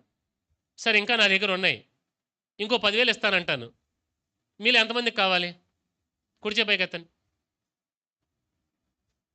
ఎవరు మాట్లాడరేంటి? వద్దా? చెప్పండి. ఇట్లా కాదు, ఫుల్ హ్యాండ్స్ కావాలి కదా. లైక్ వైజ్ భక్తి జీవితంలో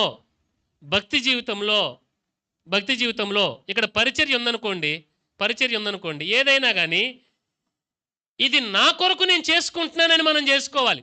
అది పరిచర్య అయినా, వాక్యం చెప్పడమైనా, నేనైనా కానీ సేవకునిగా నేను దేవునిని ప్రేమించి, రెండోది మిమ్మల్ని ప్రేమించి, నేను నా కోసం నేను వాక్యం చెప్పుకోవాలి.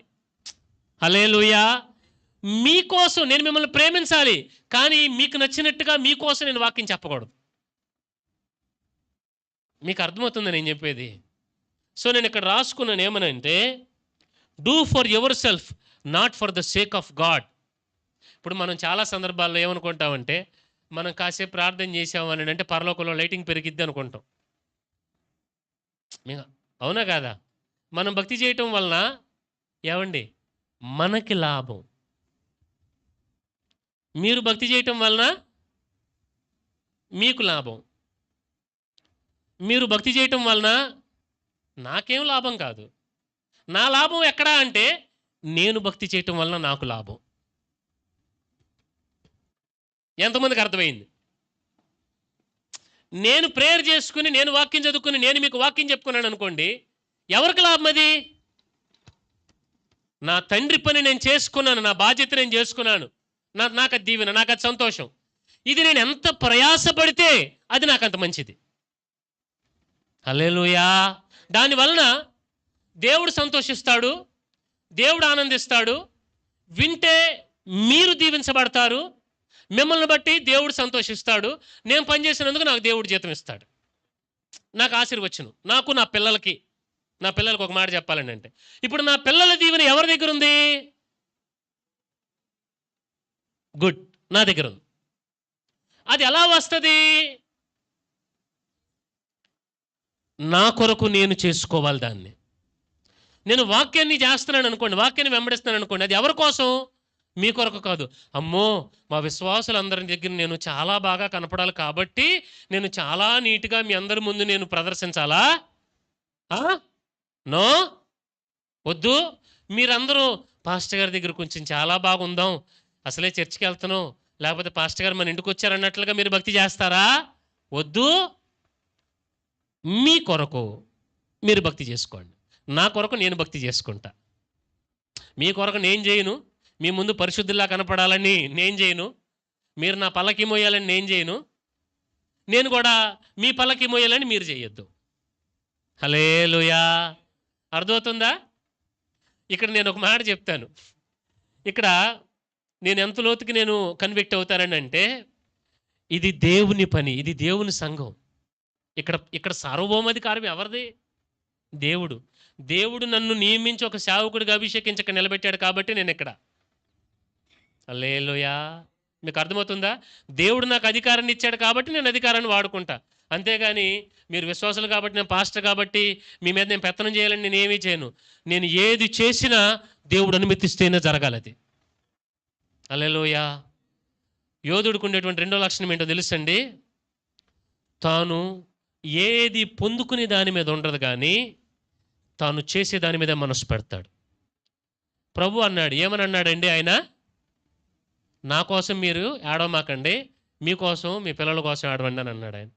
అది నేను ఇక్కడ చాలా స్పష్టంగా రాసుకున్నాను. భక్తి చేస్తే మనకి లాభం, దేవునికి కాదు. వాక్యం కూడా, వాక్యం ఇక్కడ మాట రాసుకునేది కొంచెం కఠినంగా, అంటే నేను రాసుకున్నాను, అది మీకు చెప్తున్నాను. వాక్యము చేయనందుకు ఏడువు. అర్థమవుతుంది మీకు నేను చెప్పేది? వాక్యము చేయనందుకు ఏడువు, అంతేగాని వాక్యము చేయనందుకు ఏడువు, అంతేగాని నువ్వు దేవుని కోసం వాక్యం చేస్తున్నందుకు ఏడవ మాకు. మీకు అర్థమైంది నేను చెప్పింది? ఆయన అన్నాడు, ఎందుకని ఆ మాట అన్నాడంటే, ఆ మాట చదవండి మీరు. యేసు వారి వైపు తిరిగి, యెరూషలేము కుమార్తెలారా, నా నిమిత్తం ఆడవద్దు, మీ నిమిత్తం మీ పిల్లల కోసం ఆడవండి. ఎందుకనంటే ఇదిగో గొడ్రాండును కనని గర్భములను పాలియని స్తనములను ధన్యములైనవని చెప్పు దినములు వచ్చుచున్నవి. అప్పుడు మా మీద పనుడని పర్వతములతోనూ మమ్ము కప్పుడని కొండలతోనూ జనులు చెప్పసాగుదురు. వారు ప్రత్యమానుకే ఇలాగు చేసిన ఎడల ఎండిన దానికేమి చేయను అని చెప్పెను. ప్రభు అన్న మాట ఏంటంటే, అమ్మా, యెరూషలేము మీదకి రాబోతున్న ఉగ్రత అనేది ఒకటి ఉంది. అది దృష్టిలో పెట్టుకుని మీకోసం మీ పిల్లలు మీరు సంరక్షించబడాలని ఆడవన్నాను అన్నాడు ఆయన. అంటే నేను మీకు చెప్పాలనుకున్నటువంటి ఒక విషయం ఏంటంటే, యోధుడు ఉండవలసినటువంటి ఒక ప్రాముఖ్యమైనటువంటి మనస్సు ఏంటంటే, తను కేవలము వాక్యమును చేసుకుంటా వెళ్ళిపోతాడు తప్పితే జాలికి కానీ ఇతరుల మనుషుల యొక్క వాళ్ళ యొక్క ఏదేంటి ఎమోషన్స్కి కానీ వాళ్ళని మెప్పించాలని కానీ ప్రయత్నం చేయడు. మీకు అర్థమైంది నేను చెప్పింది? ఇప్పుడు ప్రభు పని ఏంటి? అక్కడ సిలువ మోసుకుంటా ఆయన ఆ బలియాగాన్ని సంపూర్తి చేయాలి ఆయన కదా. ఆయన మనసంతా దాని మీదే ఉంది. జనుల సింపతి ఆయన కదల్చలేదు. జనుల యొక్క వారి అభిప్రాయాలు కానీ ఇవి కానీ ఏమాత్రం ఆయన కదల్చలేదు. ఆయన ఒకటే అన్నాడు, మీకోసం మీరు ఆడవండమ్మా అని చెప్పేసి ఆయన గొల్గొతా కొండ మీదకి వెళ్ళిపోయాడు ఆయన. హల్లెలూయా. ఎంతమందికి అర్థమైంది నేను చెప్పింది? అర్థమైన వాళ్ళు కుడిచే పైకి ఎత్తండి. అర్థం కాకపోతే మరలా ఒకసారి వీడియోని చూడండి. అందుకని ఎమోషన్స్కి వెళ్ళకూడదు. నలుగురు నన్ను జాలి చూపించాలి, నలుగురు నన్ను ఇచ్చేయాలి, లేకపోతే నలుగురు నా చుట్టూ ఉండాలి, నలుగురు నా పల్లకి మోయాలి, అవసరం లేదు.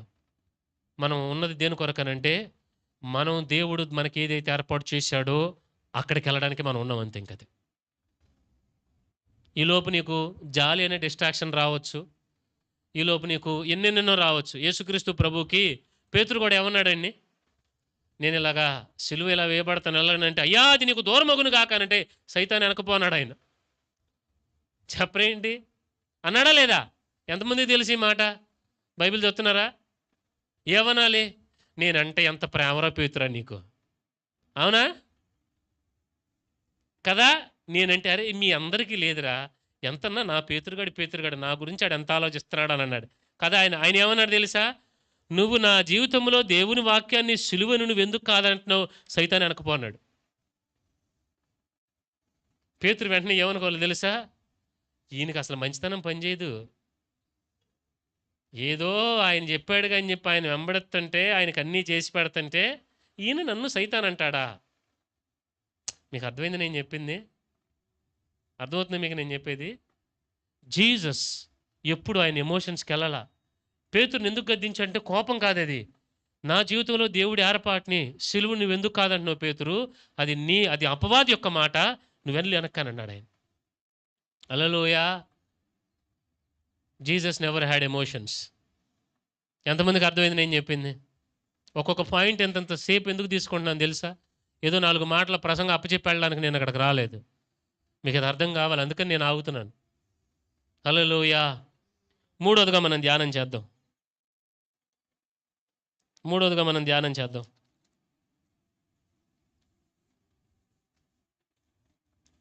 చదువుదామండి.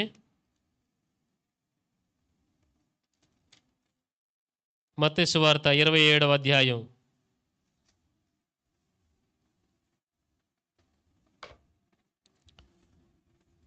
నాలుగో డోసు మీకు వేద్దాం వద్దని ఆలోచిస్తున్నా. తట్టుకుంటారు లేదని అనిపిస్తుంది నాకు.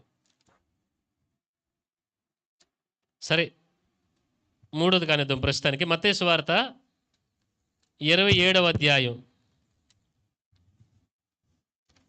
అక్కడ ఒక మాట ఉంది, నేను ఇక్కడ రాయటం అయితే రాసుకున్నాను కానీ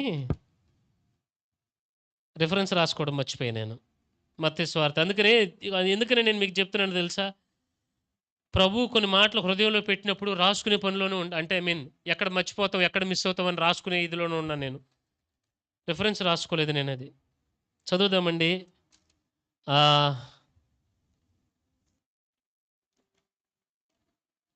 27వ అధ్యాయం 11వ వాక్యం నుండి చదవండి.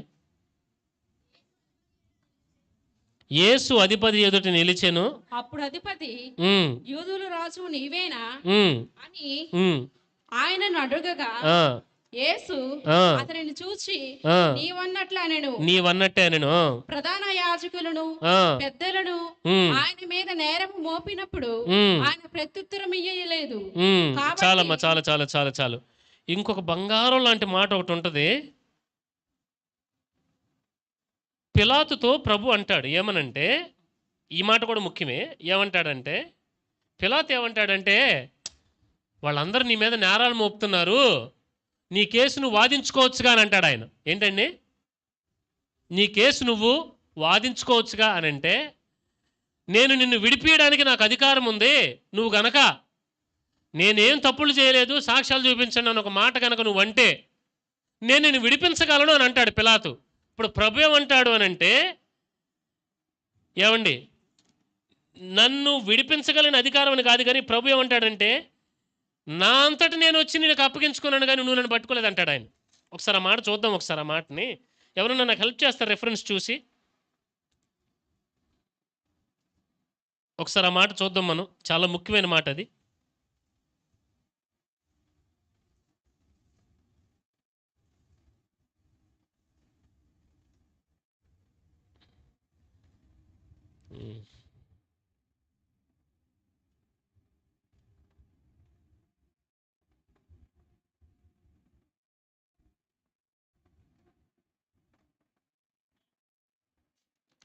ఆ రెఫరెన్స్ ఒకసారి చదువుదామండి.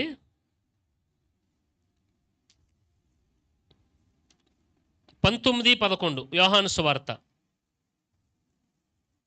ఏమి మాట అండి అది! ఓ లార్డ్, థ్యాంక్ యూ. యోహాను సువార్త 19వ అధ్యాయం 11వ వాక్యం. అందుకు యేసు, పైనుండి నీకు ఇవ్వబడితే తప్ప నా మీద నీకే అధికారం లేదని అన్నాడు ఆయన. హల్లెలూయా. గమనించండి ఇందాకడ వాక్యాన్ని, మత్తయి సువార్త 27వ అధ్యాయంలో వాక్యాన్ని ఇక్కడ చూడండి. ఇక్కడ ఆయన పిలాతు ముందు నిలబడ్డాడు. పిలాతు ముందు నిలబడి పిలాతు అన్నాడు, ఇదిగో నువ్వు కనుక ఇలా చేస్తే కనుక నేను నిన్ను విడిపిస్తాను అని అంటే ప్రభు ఒక మాట అన్నాడు. ఏమన్నాడు అని అంటే, నీకు పైనుండి అధికారం ఇస్తే తప్పితే నీ అంతటి నీకు అధికారం ఉండి కానీ నువ్వు నన్నేం పట్టుకోలేదు. ఒక మాట చెప్పాలని అంటే పైనుండి నీకు అధికారం ఇవ్వబడింది, నా అంతటి నేను వచ్చి నీకు అప్పగించుకున్నానని చెప్పాడు ఆయన. అర్థమైంది నేను మీకు చెప్పింది? హల్లెలూయా. గ్రహించాలి జాగ్రత్తగా. ఇక్కడ యేసుక్రీస్తు ప్రభు పిలాతు ముందు ఒక మాట, ఆయన మాట్లాడిన మాటలో ఆంతర్యం ఏంటంటే, ఒక యోధుడికి ఉండవలసినటువంటి ఒక విషయం ఏంటంటే, అన్ని విషయాల్లో తనకి తీర్పు తీర్చబడాలని, తనకి న్యాయం జరగాలని తాను ఎదురు చూడడు. మీకు అర్థమైంది నేను చెప్పింది? అన్ని విషయాల్లో తనకి తీర్పు తీర్చబడాలని, నేను గత రాత్రి 10:30కో 10కో 11కి మాటలని రాసుకున్నానండి నేను.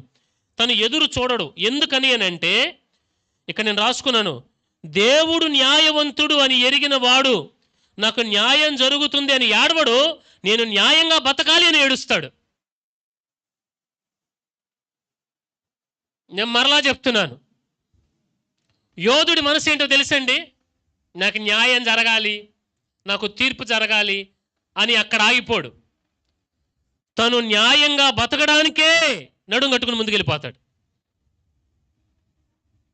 నేను మరలా చెప్తున్నాను, నేను అక్కడ రాసుకున్నాను, యోధుడు అన్నవాడు నాకు న్యాయం జరగాలి, నాకు తీర్పు రావాలి అని వెయిట్ చేయడు. వస్తుంది, తీర్పు వస్తుంది, న్యాయమే. అది ఎప్పుడు జరుగుతుందనంటే, దేవుడు న్యాయం చేస్తాడు అని ఎరిగిన వాడు న్యాయం కొరకు ఎదురు చూడడు.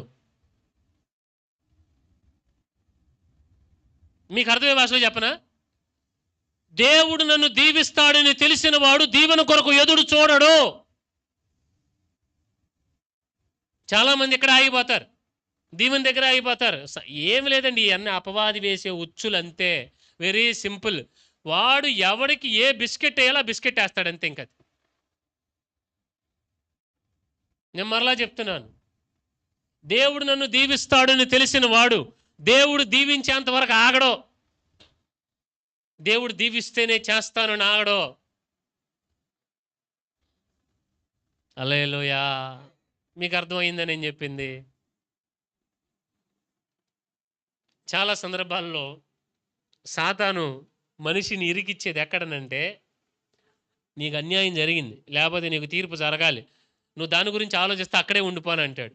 కానీ క్రైస్తవుడు ఎలా ఉండాలో తెలుసా? ఏదో ఇక్కడ తీర్పు జరుగుద్దో లేకపోతే న్యాయం జరుగుద్దో అన్న విషయం తీసి పక్కన పెట్టేసాడు. నెంబర్ 1, దేవుడు న్యాయం చేస్తాడన్న విషయం నాకు తెలుసు. దేవుడు న్యాయం చేస్తాడు. ఎందుకో తెలుసా? ఆయన న్యాయవంతుడు కాబట్టి నాకు న్యాయం చేస్తాడు తెలుసు. అది నాకు. నేను ఎందుకు ఏడుస్తానో తెలుసా? నాకు న్యాయం జరగట్లేదని ఏడవను, నేను న్యాయంగా బతకాలని ఏడుస్తాను.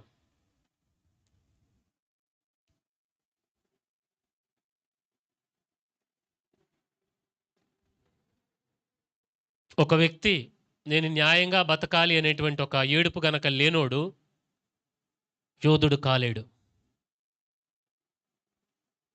సీరియస్లీ, నిజంగా చెప్తున్నాను. మీకు నేను ఇప్పటికీ 3 పాయింట్లు చెప్పాను, 3 విషయాలు చెప్పాను. ఈ 3 విషయాల్లో 3 దెబ్బల్లాగా మీకు అనిపిస్తాయి. ఎందుకనంటే ఏదో ఒక దెబ్బ దగ్గర ఆగిపోయి ఉంటారు అందరూ. దీని నుంచి మనకు విడుదల కలుగును గాక. మొదటిది ఏంటండి? చెప్పాలి మీరు గట్టిగా. చింతించడం దగ్గర ఆగిపోతారు. చింతించడం కాదు, మొదటగా యోధుడికి ఉండేటువంటి ఒక లక్షణం ఏంటంటే, తను ఏం చేస్తాడండి? చెప్పాలి మీరు. యోధుడు ఏంటండి? తాను ఏమండి అందరినీ కన్విన్స్ చేయాలని, అందరు తనకు నచ్చినట్టుగా ఉండాలని, లేదా అందరికి నచ్చినట్టుగా తను బతకాలని. అర్థమవుతుందా? ఆయన సమాధానం ఏం చెప్పలా. యోధుడు ఏంటంటే ఏది యోధుడిని ఆపలేదు. చాలామంది సమాధానాల కోసం ఎత్తుక్కుంటూ అక్కడ ఆగిపోతారు. రెండోది, యోధుడు ఎమోషన్స్లోకి వెళ్ళడు. అంటే తన మీద జాలి చూపించాలి, లేకపోతే ఇది అవ్వాలి. యోధుడు ఏమంటాడంటే, నువ్వు నా మీద జాలి చూపించడం కాదు, నేనే నీ మీద జాలి చూపిస్తారా అంటాడు. అది. అందుకని ఎవరన్నా కానీ గబాల్లా సింపతిని ఎక్స్పెక్ట్ చేస్తున్నారనో, లేకపోతే సెల్ఫ్ సింపతి, నేను ఈ మాటను అంటాను పిటీ పార్టీ అంటాను దీన్ని. పిటీ పార్టీ అంటే తమ మీద తాము జాలిపడే వాళ్ళ వలన దేవునికి ఎటువంటి ప్రయోజనం లేదు. రాసి పెట్టుకోండి, ఇది కఠినంగా ఉంటుంది. నిజం చెప్తున్నా, మీరు కనుక మీ మీద మీరు జాలి చూపించుకుంటున్నారని అంటే మీరు దేవునికి పని చేయరు. సీరియస్లీ. ప్రభువు మీద జాలి చూపించడానికి వెళ్తే ఆయన ఏమన్నాడంటే మీకోసం ఏడవండి అన్నాడు ఆయన. మీ పిల్లల కోసం ఏడ్చుకోండి, నా కోసం ఏడవద్దు. అంటే దీని అర్థం ఏంటంటే నీవు జాలి చూపించుకోవాల్సింది నీ మీద. ఎందుకనంటే నీవు దేవుని విషయంలో ఎక్కడ మిస్ అవుతున్నావో అది నువ్వు జాలి చూపించుకోవాలి. అర్థమవుతుంది మీకు నేను చెప్పేది? నెంబర్ 3, మూడవది నేను మీకు చెప్పింది ఏంటంటే, మూడవది ఆయన న్యాయాన్ని కోరుకోడు, ఆయన న్యాయంగా బతుకుతాడు. అంటే న్యాయం జరగదు అని కాదు ఇక్కడ, వీడు న్యాయంగా బతుకుతున్నాడు కాబట్టి ఖచ్చితంగా న్యాయం జరిగి తీరుతుంది, డౌట్ లేదు అందులో. హల్లెలూయా. న్యాయం ఎందుకు జరుగుద్దో తెలుసా? న్యాయం ఎందుకు జరుగుద్దో తెలుసా? ఇతను న్యాయంగా బతుకుతాడు కాబట్టి న్యాయం జరుగుద్ది. ఎంతమందికి అర్థమైంది నేను చెప్పింది? నాకు నిజంగా యేసుక్రీస్తు ప్రభు ఏం మనిషిరా బాబు అనిపించింది ఆయన గురించి చదువుతుంటే. ఈయనేంటి పిలాతు ముందు నుంచుని ఇదిగో నేను విడిపిస్తాను, నేను అధ్యాత్రని. నువ్వు నన్ను విడిపించేది ఏంటి? నీకు పైనుండి అధికారం ఇవ్వబడితే తప్పితే నువ్వు నన్ను ఏం చేయలేవు. సరే నువ్వు వాదించుకో, నువ్వు విడిపించుకో అంటే నేను దానికోసం రాలేదు ఇక్కడికి. నేను దానికోసం రాలేదు. నేను న్యాయం జరుగుద్దని రాలేదు. వాస్తవం జరిగిందంతా ఆయనకు అన్యాయమేగా. అన్యాయమేగా. ఆయనకు అన్యాయం జరిగింది కాబట్టి మనకు న్యాయం జరుగుద్ది. హల్లెలూయా. ఆయన అన్నాడు, ఇది ప్రస్తుతానికి అన్యాయంగా కనపడుతుంది కానీ ఇది న్యాయమే, ఇది న్యాయమే. కనుక నేను మాత్రం న్యాయంగానే నడుస్తాను. యేసుక్రీస్తు ప్రభులో ఏమి అవసరం లేకుండానే ఆయన అన్నీ చేశాడు. ఆయన పాపం ఏమీ చేయలేదు. ఆయన జన్మలో పాపం లేదు, కర్మలో పాపం లేదు. బాప్తిజం పొందడానికి బాప్తిజం ఇచ్చే ఆయన దగ్గరికి ఆయన ఏమంటాడంటే నీతి యావత్ ఇలాగ జరగాలి కానీ అంటాడు ఆయన. పిలాతు ముందు నిలబడి న్యాయం గురించి నువ్వేం చెప్పమాకలే కానీ న్యాయం గురించి నేనేం వెయిట్ చేయను, నేను న్యాయాన్ని చేస్తాను. క్రిస్టియన్స్గా మన మైండ్ సెట్ ఎలా ఉండాలో తెలుసా? చెప్పరేంటి ఎవరో? మన మైండ్ సెట్ ఎలా ఉండాలో తెలుసా? మనకి న్యాయం జరగట్లేదేంటి అన్న దాని మీద మనసు ఉంటుంది కదా. నిజం చెప్పమంటారా? ఇట్లా పట్టుకోండి అందరు గట్టిగా, పట్టుకోండి. మీకు దేవుడు తెలీదు. నేనేం మిమ్మల్ని తీర్పు తీర్చట్లా, నిజం చెప్తున్నా. మీకు దేవుడు తెలియదు. నిజంగా మీకు దేవుడు తెలిస్తే జరిగేది ఏంటి తెలుసా? నాకు జరిగేదే న్యాయం. ఎందుకో తెలుసా? ఆయన న్యాయవంతుడు కాబట్టి న్యాయమే చేస్తాడు అన్న ధైర్యం మీకు వచ్చేస్తుంది. రెండోది, అది మిమ్మల్ని ఎక్కడ తీసుకెళ్తా తెలుసా? నేను చాలా కరెక్టు, దేవుడు నాకు న్యాయం ఎందుకు చేయడం అన్నది కాదు. నేను న్యాయంగా ఎలా బతకాలి, న్యాయం ఎక్కడ మిస్ అవుతున్నానో అక్కడ ఏడుస్తారు మీరు. అర్థంలో వెళ్ళలే చెప్పండి.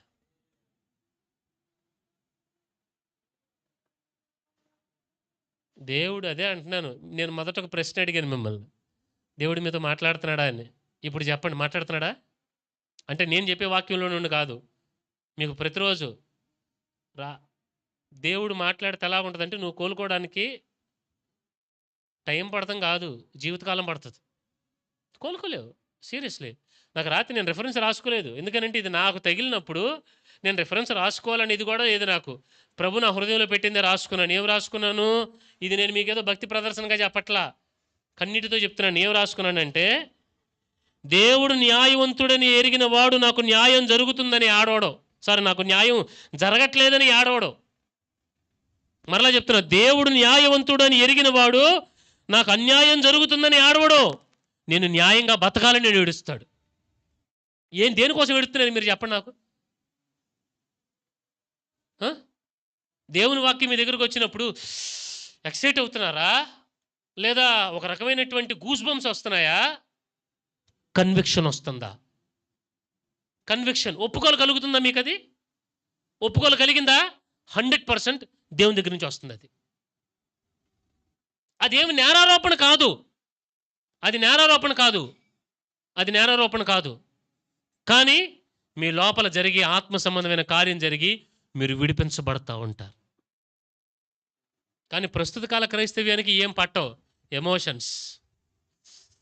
మామూలుగా కాదంతే. ఇంకా okay, no problem, that is their problem, it's not ours. కానీ ఇక్కడ సంఘంలో దేవుడు మనకు పెట్టింది ఏంటో తెలుసా? నువ్వు యోధుడిగా తయారవ్వాలి. హల్లెలూయా. ఎంతమందికి అర్థమైంది నేను చెప్పింది? హల్లెలూయా. చివరి మాట చెప్పి నేను ముగించనా? ఇది కొంచెం మీరు చాలా జాగ్రత్తగా తీసుకోవాలి. ఎందుకంటే కొంచెం హైడోస్, ఇది హైడోస్. ఎందుకనంటే మత్తయి సువార్త 27:25.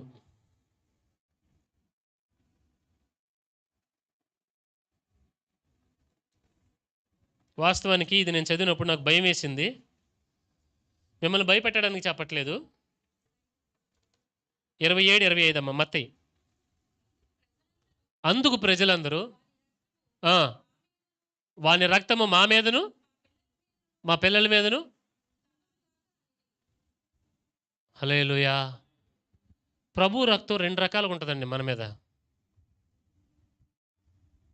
ప్రభు రక్తం 2 రకాలుగా ఉంటుంది.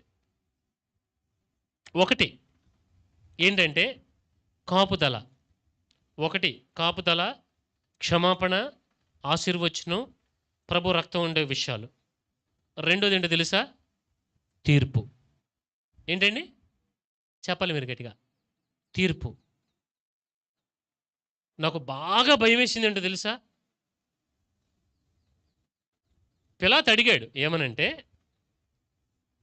ఇదిగో ఇతను నేను వదిలిపెట్టేస్తాను, ఆ బరబ్బన్నోడు సరైనోడు కాదు, అతను నరహత్య చేసినోడు, ఇతను నేను వదిలిపెట్టేస్తాను అని అంటే ఛాన్స్ ఉంది వదిలిపెట్టడానికి. వీళ్ళు ఏమన్నారు తెలుసా? మాకు యేసొద్దు, బరబ్బా కావాలి, బరబ్బా కావాలని అన్నారు. ఏమన్నారండి? ఎక్కడో అయినట్టుందన్నట్టు చూస్తుంది. మాకు యేసొద్దు, బరబ్బనే విడిపించు అని అన్నారు. అప్పుడు పిలాతు చేతులు కడుక్కుని, ఈ నీతిమంతుని రక్తం నా మీద లేదు, నా తప్పేమీ లేదు, నేను మీ ఇష్టం వచ్చింది. నాకు ఈ మాట భయం వేసింది. ప్రభుని ఎలా అప్పగించాడు తెలుసా? మీ ఇష్టం వచ్చింది చేసుకోండి అన్నారంటే లెక్క లేదు ప్రభుని ఏం చేసినా కానీ.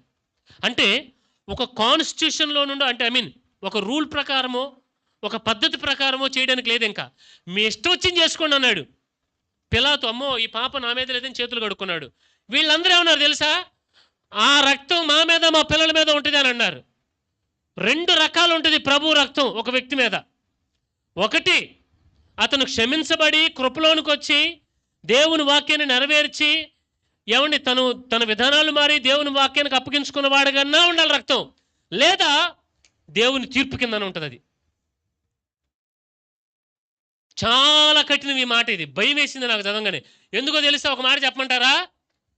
ప్రభు మౌనంగా నుంచున్నాడు అక్కడ. నేను ఇంకొక మాట చెప్పమంటారా? నేను అక్కడ రాసుకున్నాను, దేవుడు తిడితే, దేవుడు కొడితే, దేవుడు మాట్లాడితే చాలా మంచిది. దేవుడు పట్టుకుని పెచ్చగొట్టుడు కొట్టిసాడు అనుకోండి మనల్ని, చాలా మంచిది. అంటే మీరు అనుకున్న శ్రమలో, ఇరుకులు, ఇబ్బందులు ఇది కాదు నేను చెప్పేది. దేవుడు మిమ్మల్ని దర్శించే విధానం అది చాలా మంచిది. గుర్తుపెట్టుకోనండి, లైఫ్లో డిజాస్టర్ అంటే ఏంటో తెలుసా? దేవుడు మాట్లాడటం మానేయటం. దేవుని మనసు ఎరిగిందా లేదా దేవుడు మాట్లాడటం మానేశాడా? నెక్స్ట్ ఏంటో తెలుసా? తీర్పు. ఎవడో కాపాడలేడు. Nobody can save them. నిజం చెప్తున్నాను, నాకు ఈ మాట భయం వేసింది. నాకు వచ్చిన ఒక ఆలోచన ఏంటంటే, ప్రభు మౌనంగా నిలబడ్డాడు, వాళ్ళందరూ ఏమో తీర్పు మా మీద ఉంటుందని అన్నారంటే ఆయన మౌనానికి తీర్పుకి చాలా ఇది ఉంది. అందుకని గుర్తుపెట్టుకోనండి, తెగేదాకా లాక్కూడదు అంటారు చూసారా? మొన్న మధ్య కృష్ణేపాలెం సువార్త గుడికిలో దైవ సేవకులు ఒక మాట చెప్పారు. గాడ్ స్పోక్ అని ఒక మెసేజ్ చెప్పారు. నేను అది గ్రూప్లో షేర్ చేస్తాను, వినండి. కింద స్టేజ్ పక్కన కూర్చున్న నాకు వెన్నులో వణుకు పుట్టింది తెలుసా మాట. దేవుడు మాట్లాడే రోజులు అయిపోయింది. దేవుడు ఇంక మాట్లాడు, అయిపోయింది, టైం అయిపోయింది. The time is over. The time is over. ఎందుకంటే ఇదివరకట్లాగా స్వార్థ పరిచర్య కానీ ఇదివరకట్లాగా ఇవన్నీ కూడా అసలు చెప్తే సరే చెప్పటం దేవుడి సంగతే. మీటింగులు జరిగిన ఎవడంటున్నాడండి? ఎవడంటున్నాడు చెప్పండి? మీకు అనిపిస్తుందా? ఒక మాట చెప్పమంటారా? మిమ్మల్ని అందరినీ చూసి నాకు వచ్చే ప్రశ్న తెలుసా, మీరు ఎంతమంది అంటున్నారు? దేవుని వాక్యం నేను కొన్ని విషయాలు స్ట్రైట్ టు స్ట్రైట్ చెప్పాను, ఇది మంద కాదులే అని వెళ్ళిపోయిన వాళ్ళు 80% మంది ఉన్నారు. 80% మంది ఇది మంద కాదులే ఎట్ట చెప్తారులే. నేను ఈ మాట చెప్తాను, గుర్తుపెట్టుకోనండి. నేనేదో అనుకుని చెప్పింది కాదు. అనుకుని నేను ఈ వాక్యం ఏం చెప్పలా. ప్రిపేర్ అయ్యి అంటే ఏదో ప్రసంగాన్ని రెడీ చేసి మసాలా దినుసులేసి నేనేం చేయలా. ఇది దేవుని వాక్ అని నేను చెప్పగలను. దేవుడు మాట్లాడాడు. మాట్లాడింది కనుక మనం కనుక దాన్ని కేర్ చేయకపోతే ఇంకా మాట్లాడు. సీరియస్లీ ఇంకా మాట్లాడు దేవుడు. Very simple. నేను మాట్లాడితే నీకు నువ్వు విననప్పుడు, నీకు లెక్కలేనప్పుడు వై షుడ్ ఐ స్పీక్? ఎంతకాలం అని మాట్లాడను, ఎన్నిసార్లు అని మాట్లాడను, పోసుకొచ్చినట్టు ఇంకేం చెప్పను. మీకు అర్థమవుతుంది నేను చెప్పేది? ఇప్పుడు ఫైనల్గా ఒక మాట చెప్తున్నాను. యోధుడి పీక్ స్టేజ్ ఏంటో తెలుసా? మాట్లాడడం. ఇంకా యోధుడు మాట్లాడిన స్టేజ్ వచ్చిందా అంటే శత్రువు మిగలడం. మీకు అర్థమైంది నేను చెప్పింది? మీకు అర్థమవుతుంది అనుకుంటున్నాను నేను చెప్పేది. యోధుడికి ఉండేటువంటి 4 లక్షణాలు చెప్పాను నేను. నెంబర్ 1 ఏంటంటే మరలా చెప్పండి, మీరు చెప్పండి. యోధుడు చెప్పాలి, మీరు గట్టిగా చెప్పాలా?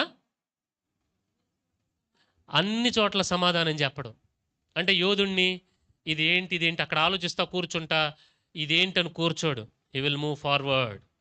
నెంబర్ 2 ఎమోషన్స్ ఉండవు యోధుడికి. నలుగురు నన్ను మెచ్చుకోవాలి, నా మీద జాలి చూపించాలి, నా నెత్తి మీద తైలం పోయాలి, లేకపోతే నన్ను ఎత్తుకున్నాయే అని తెప్పాలి, అవసరం లేదు. యోధుడికి ఎమోషన్స్ ఉండవు. 3వది యోధుడు న్యాయాన్ని కోరుకోడు, న్యాయం చేస్తాడు అంతే. యోధుడికి జరిగేది ఏంటంటే న్యాయమే న్యాయమే న్యాయమే. ఎందుకో తెలుసా? ఆయన న్యాయవంతుడు. ఆ ధైర్యం మీ హృదయాల్లో కలగాలండి. అదేదో ఇప్పుడు ఒక మాట చెప్తాను. నేను వచ్చి మిమ్మల్ని దేవుడు మిమ్మల్ని దీవించబోతున్నాడని నేను మిమ్మల్ని గాలి కొట్టాను మిమ్మల్ని. నిజమే, అది దేవుడే నాకు చెప్పాడు. అయ్యా నీ సంఘాన్ని దీవిస్తున్నానని చెప్పాను అన్నాడు. రైట్, నేను మిమ్మల్ని అందరినీ దీవించేశాను. మీకు ఆ బలం కన్నా మీరు న్యాయంగా నడిచి దేవుడు న్యాయవంతుడని మీరు ఎరిగింది ఉంటుంది చూశారు. నేను వచ్చి మిమ్మల్ని అభిషేకించి మిమ్మల్ని ఆశీర్వదించి మీకు ప్రవచనం చెప్పేది ఒక 100% అయితే, మీరు న్యాయంగా నడిచి దేవుని నీతిమంతుడని ఎరిగి దేవుడు న్యాయం చేస్తాడని ఎరిగేది కొన్ని 100 కోట్ల లక్షల రెట్లు ఉంటుంది. అది మీరు ఎరగాలి. ఇక్కడ కూర్చుని మీరే చప్పట్లు కొట్టుకుని బతకడం కాదు.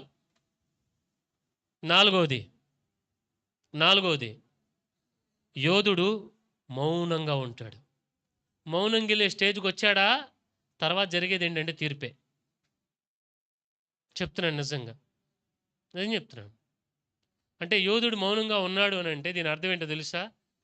ఇంకా మాట్లాడితే వినే పరిస్థితులు లేవు కాబట్టి ఇంకా చేతలే.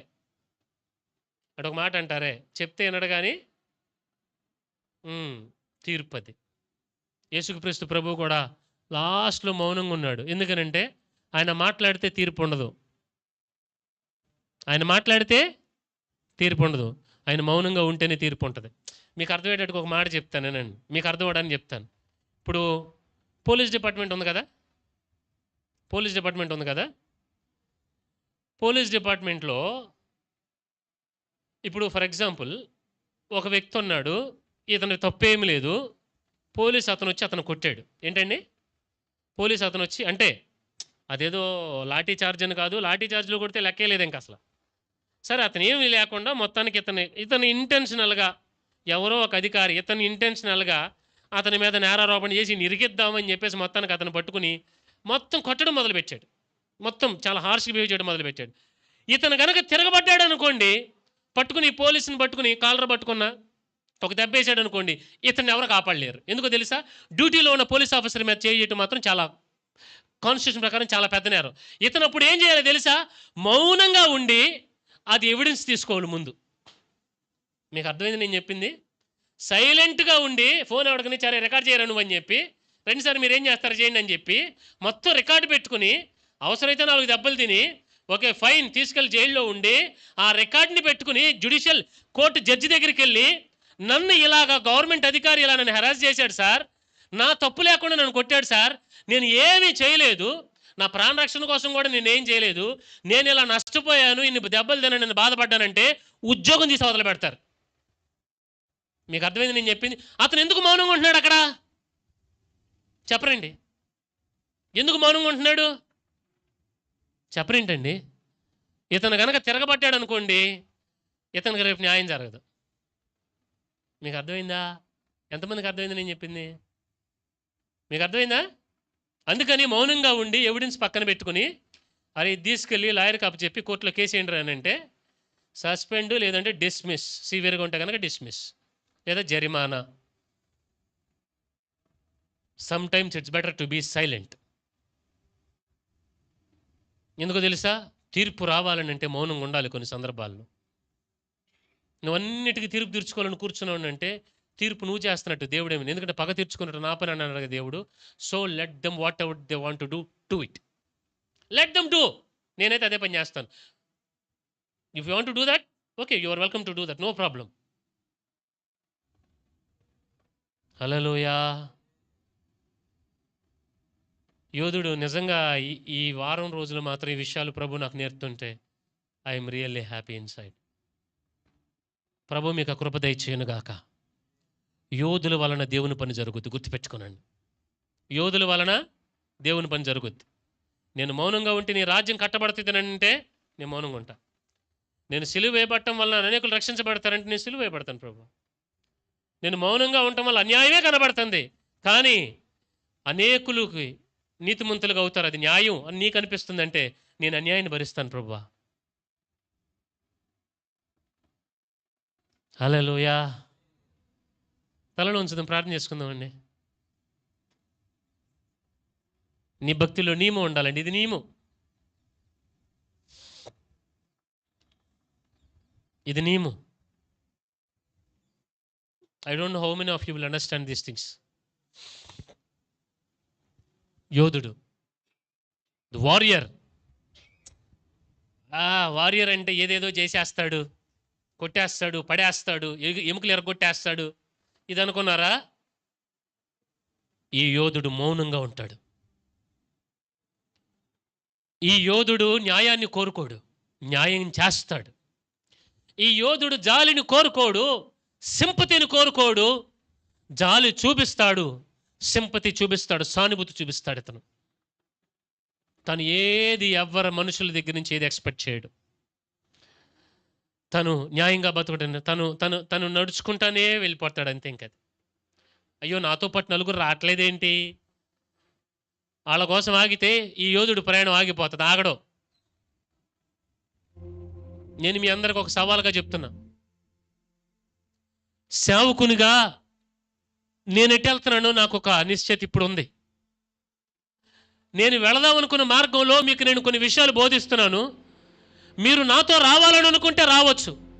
రామ్ పాస్ట్ గారు ఈ మాటలు విని మేము ఎలాగే ఎక్కడే చప్పట్లు కొట్టుకుని బతుకుతామంటే కంగ్రాచులేషన్స్, మీ ఇష్టం వచ్చినట్టు ఉండండి, నో ప్రాబ్లం. నా మట్టుకు నేను దేవుడు ఏర్పాటు చేసిన మార్గంలో వెళ్ళిపోతా. కానీ నేను కోరుకుంటుంది ఏంటో తెలుసా? నాతో మీరు రావాలి, మీ ద్వారా దేవుని పని జరగాలి. నువ్వు నాకు అవసరం, నువ్వు దేవునికి అవసరం. కనుక యోధుని లక్షణాలతో నువ్వు ఎదుగు. అన్నిటికీ సమాధానం చెప్పుకోవాలని ప్రయత్నం చేయమాకు. అరే దీనికి జవాబు రావట్లేదని ఆగిపోమాకు. యోధుడు తన మార్గంలో తను వెళ్ళిపోతాడు. హల్లెలూయా. నేను ములపర సేవలోనండి కొన్ని సంవత్సరాలు నేను తిరుగుతానని అనుకునేవాడిని. ఏం జరగట్లేదు ఏంటి అని అనుకునేవాడిని. ఎంతో ప్రయాస. ఉదయం 5 గంటలకు లెగిస్తే రాత్రి 11 అయ్యేది నాకు సర్వీసులు ముగించుకునేసరికి. ఇవన్నీ నేను చేస్తాను అనుకునేవాడిని. ఏంటి ఏం జరగట్లేదు, ఏం జరగట్లేదు కాబట్టి ఆగిపోదామా? కానీ నేను ఒకటే అనుకున్నా మనసులో, వైఎస్ఆర్ కాలనీలో కూడా ఆ చిన్న రూమ్లో మనం ఉండేటువంటి 5-6 ఉండేవాళ్ళం. మనం కొన్ని సంవత్సరాలు మనం అలా భక్తిని చేసేవాడిని. అరే ఒక సంవత్సరం చేసి ఇక్కడేం జరగట్లేదులే, ఇంకెందుకు, ఇది వ్యాపారం కాదు. ఒకటే అనుకున్నాం, ప్రభువా ఇది నీకు అనుకూలమైతే జరిగింది, చాలు, లెట్ ఇట్ హ్యాపెన్. నువ్వు న్యాయం చేస్తావన్న విషయం మాత్రం మాకు తెలుసు ప్రభువా. అని కొన్ని సంవత్సరాల పాటు నాకు తెలియకుండానే దేవుడు నన్ను ఇలా నడిపించాడండి. ఇప్పుడు నాకు జ్ఞాపకం వస్తుంది, ఈ క్షణంలో జ్ఞాపకం వస్తుంది. కొన్ని సంవత్సరాలు నాకు తెలియలేదు, అప్పుడు తెలియలేదు దాని విలువ ఏంటనేది, అప్పుడు తెలియలేదు నేను ఎలా నడుస్తున్నానని. కానీ ఇప్పుడు బేరీజ్ చేసుకుంటే అనిపించింది, రైట్, దేవుడు నన్ను యోధుల్లాగా నడిపించాడు. లాభ నష్టాలు ఆలోచించుకోలేదు, సంఘం పెరిగింది పెరగలేదు ఆలోచించుకోలేదు, నేను నష్టపోతున్నానని ఆలోచన కూడా నాకు రాలేదు. ఒకటే అనుకున్నాను, ఓ 10 మంది విశ్వాసులు దేవుని వాక్యం వింటున్నారు కదా, చాలే. నేను ఎంతో ప్రయాసపడి వాక్యం చెప్పేవాడిని, వాళ్ళకి ఏమర్థమవుతుందో కూడా నాకు అర్థమయ్యేది కాదు. అయినా ఒకటే అనుకునేవాడిని, పర్లేదు చెప్దాం. అరే నేను ఇలా చెప్తున్నాను కదా, దానికి తగిన ఫలం ఏది వీళ్ళ దగ్గర కనపడతలేదు నాకు ఆత్మీయంగా అని నాకు ప్రశ్న వచ్చింది. కానీ ఒకటే అనుకునేవాడిని, పర్లేదు, దేవుని చిత్తం ఇది, దేవుడే ఎంతో ప్రయాసపడ్డాడు, చేద్దాం.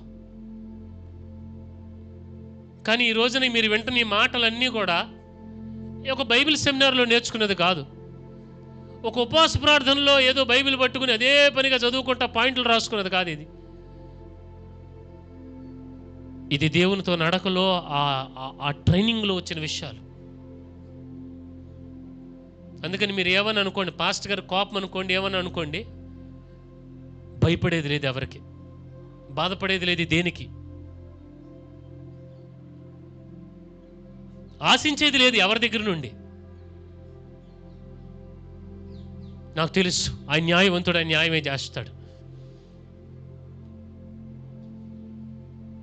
ఈరోజు నేను మీకు ఎందుకు ఈ విషయం చెప్తున్నానంటే, మీరు చింతించేవారుగా ఉన్నారా, యోధుల కింద ఉన్నారా? అది మీకు ఎలా తెలుస్తుందో తెలుసా? మీ భక్తి జీవితంలో ఎటువంటి ప్రోగ్రెస్ లేకుండా ఎక్కడ వేసిన గొంగళి అక్కడే అన్నట్టుగా చింతించుకుంటూ కూర్చున్నవారు ఎక్కువ మంది ఉన్నారు. కానీ దేవుని ఏర్పాటు ఏంటి మీ జీవితంలో? మీరు వారియర్గా ఉండటం కాదు, వారియర్ కింద ఉండాలి. ఒక యోధుడు కింద మీరు ఉండాలని దేవుడు కోరుకుంటున్నాడు. యోధుడు లాభ నష్టాలు ఆలోచించుకోడు.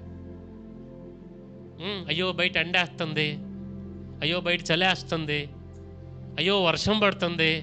ఒక సైనికుడు కనుక అయ్యో బయట మంచు కురుస్తుందని కాశ్మీర్ బార్డర్లో ఏమంటే కాపలాగా ఐటమ్ ఆపితే మన పరిస్థితి ఏంటి?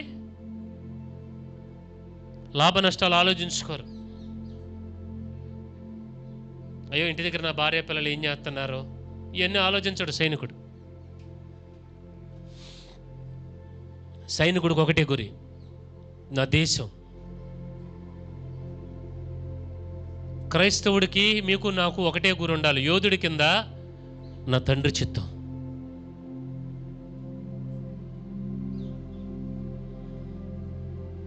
నాకు కొంతమందిని చూసినప్పుడు నాకు ఆశ్చర్యం వేస్తుంది. What is happening with them?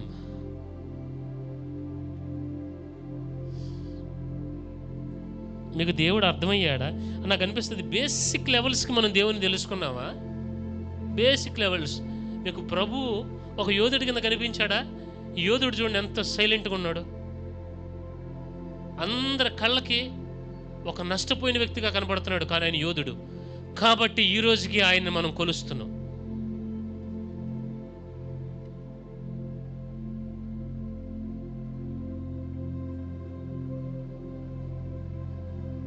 నాకు ఒక ఆలోచన వస్తుంది, మీలో ఎంతమందికి దేవుడు తెలుసు?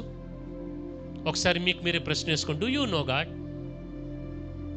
దేవుని న్యాయం మీకు తెలుసా? దేవుని తీర్పు ఏంటో తెలుసా? May the Lord help you. ప్రభు మీకు సహాయం చేయను గాక. ప్రార్థన చేసుకుందాం. ప్రేమ స్వరూపి దయగల తండ్రి, మీకు వందనాలు. ఈరోజు ఆరాధన మీరు ఆశీర్వాదకరంగా జరిగించారు, అందుని బట్టి వందనాలు అయ్యా. విత్తబడిన ఈ మాటలను బిడ్డల హృదయాల్లో నీరు కట్టి ఫలింపు చేయండి నా తండ్రి. మేము ప్రతి ఒక్కరము యోధులకు ఉండడానికి సహాయం చేయండి.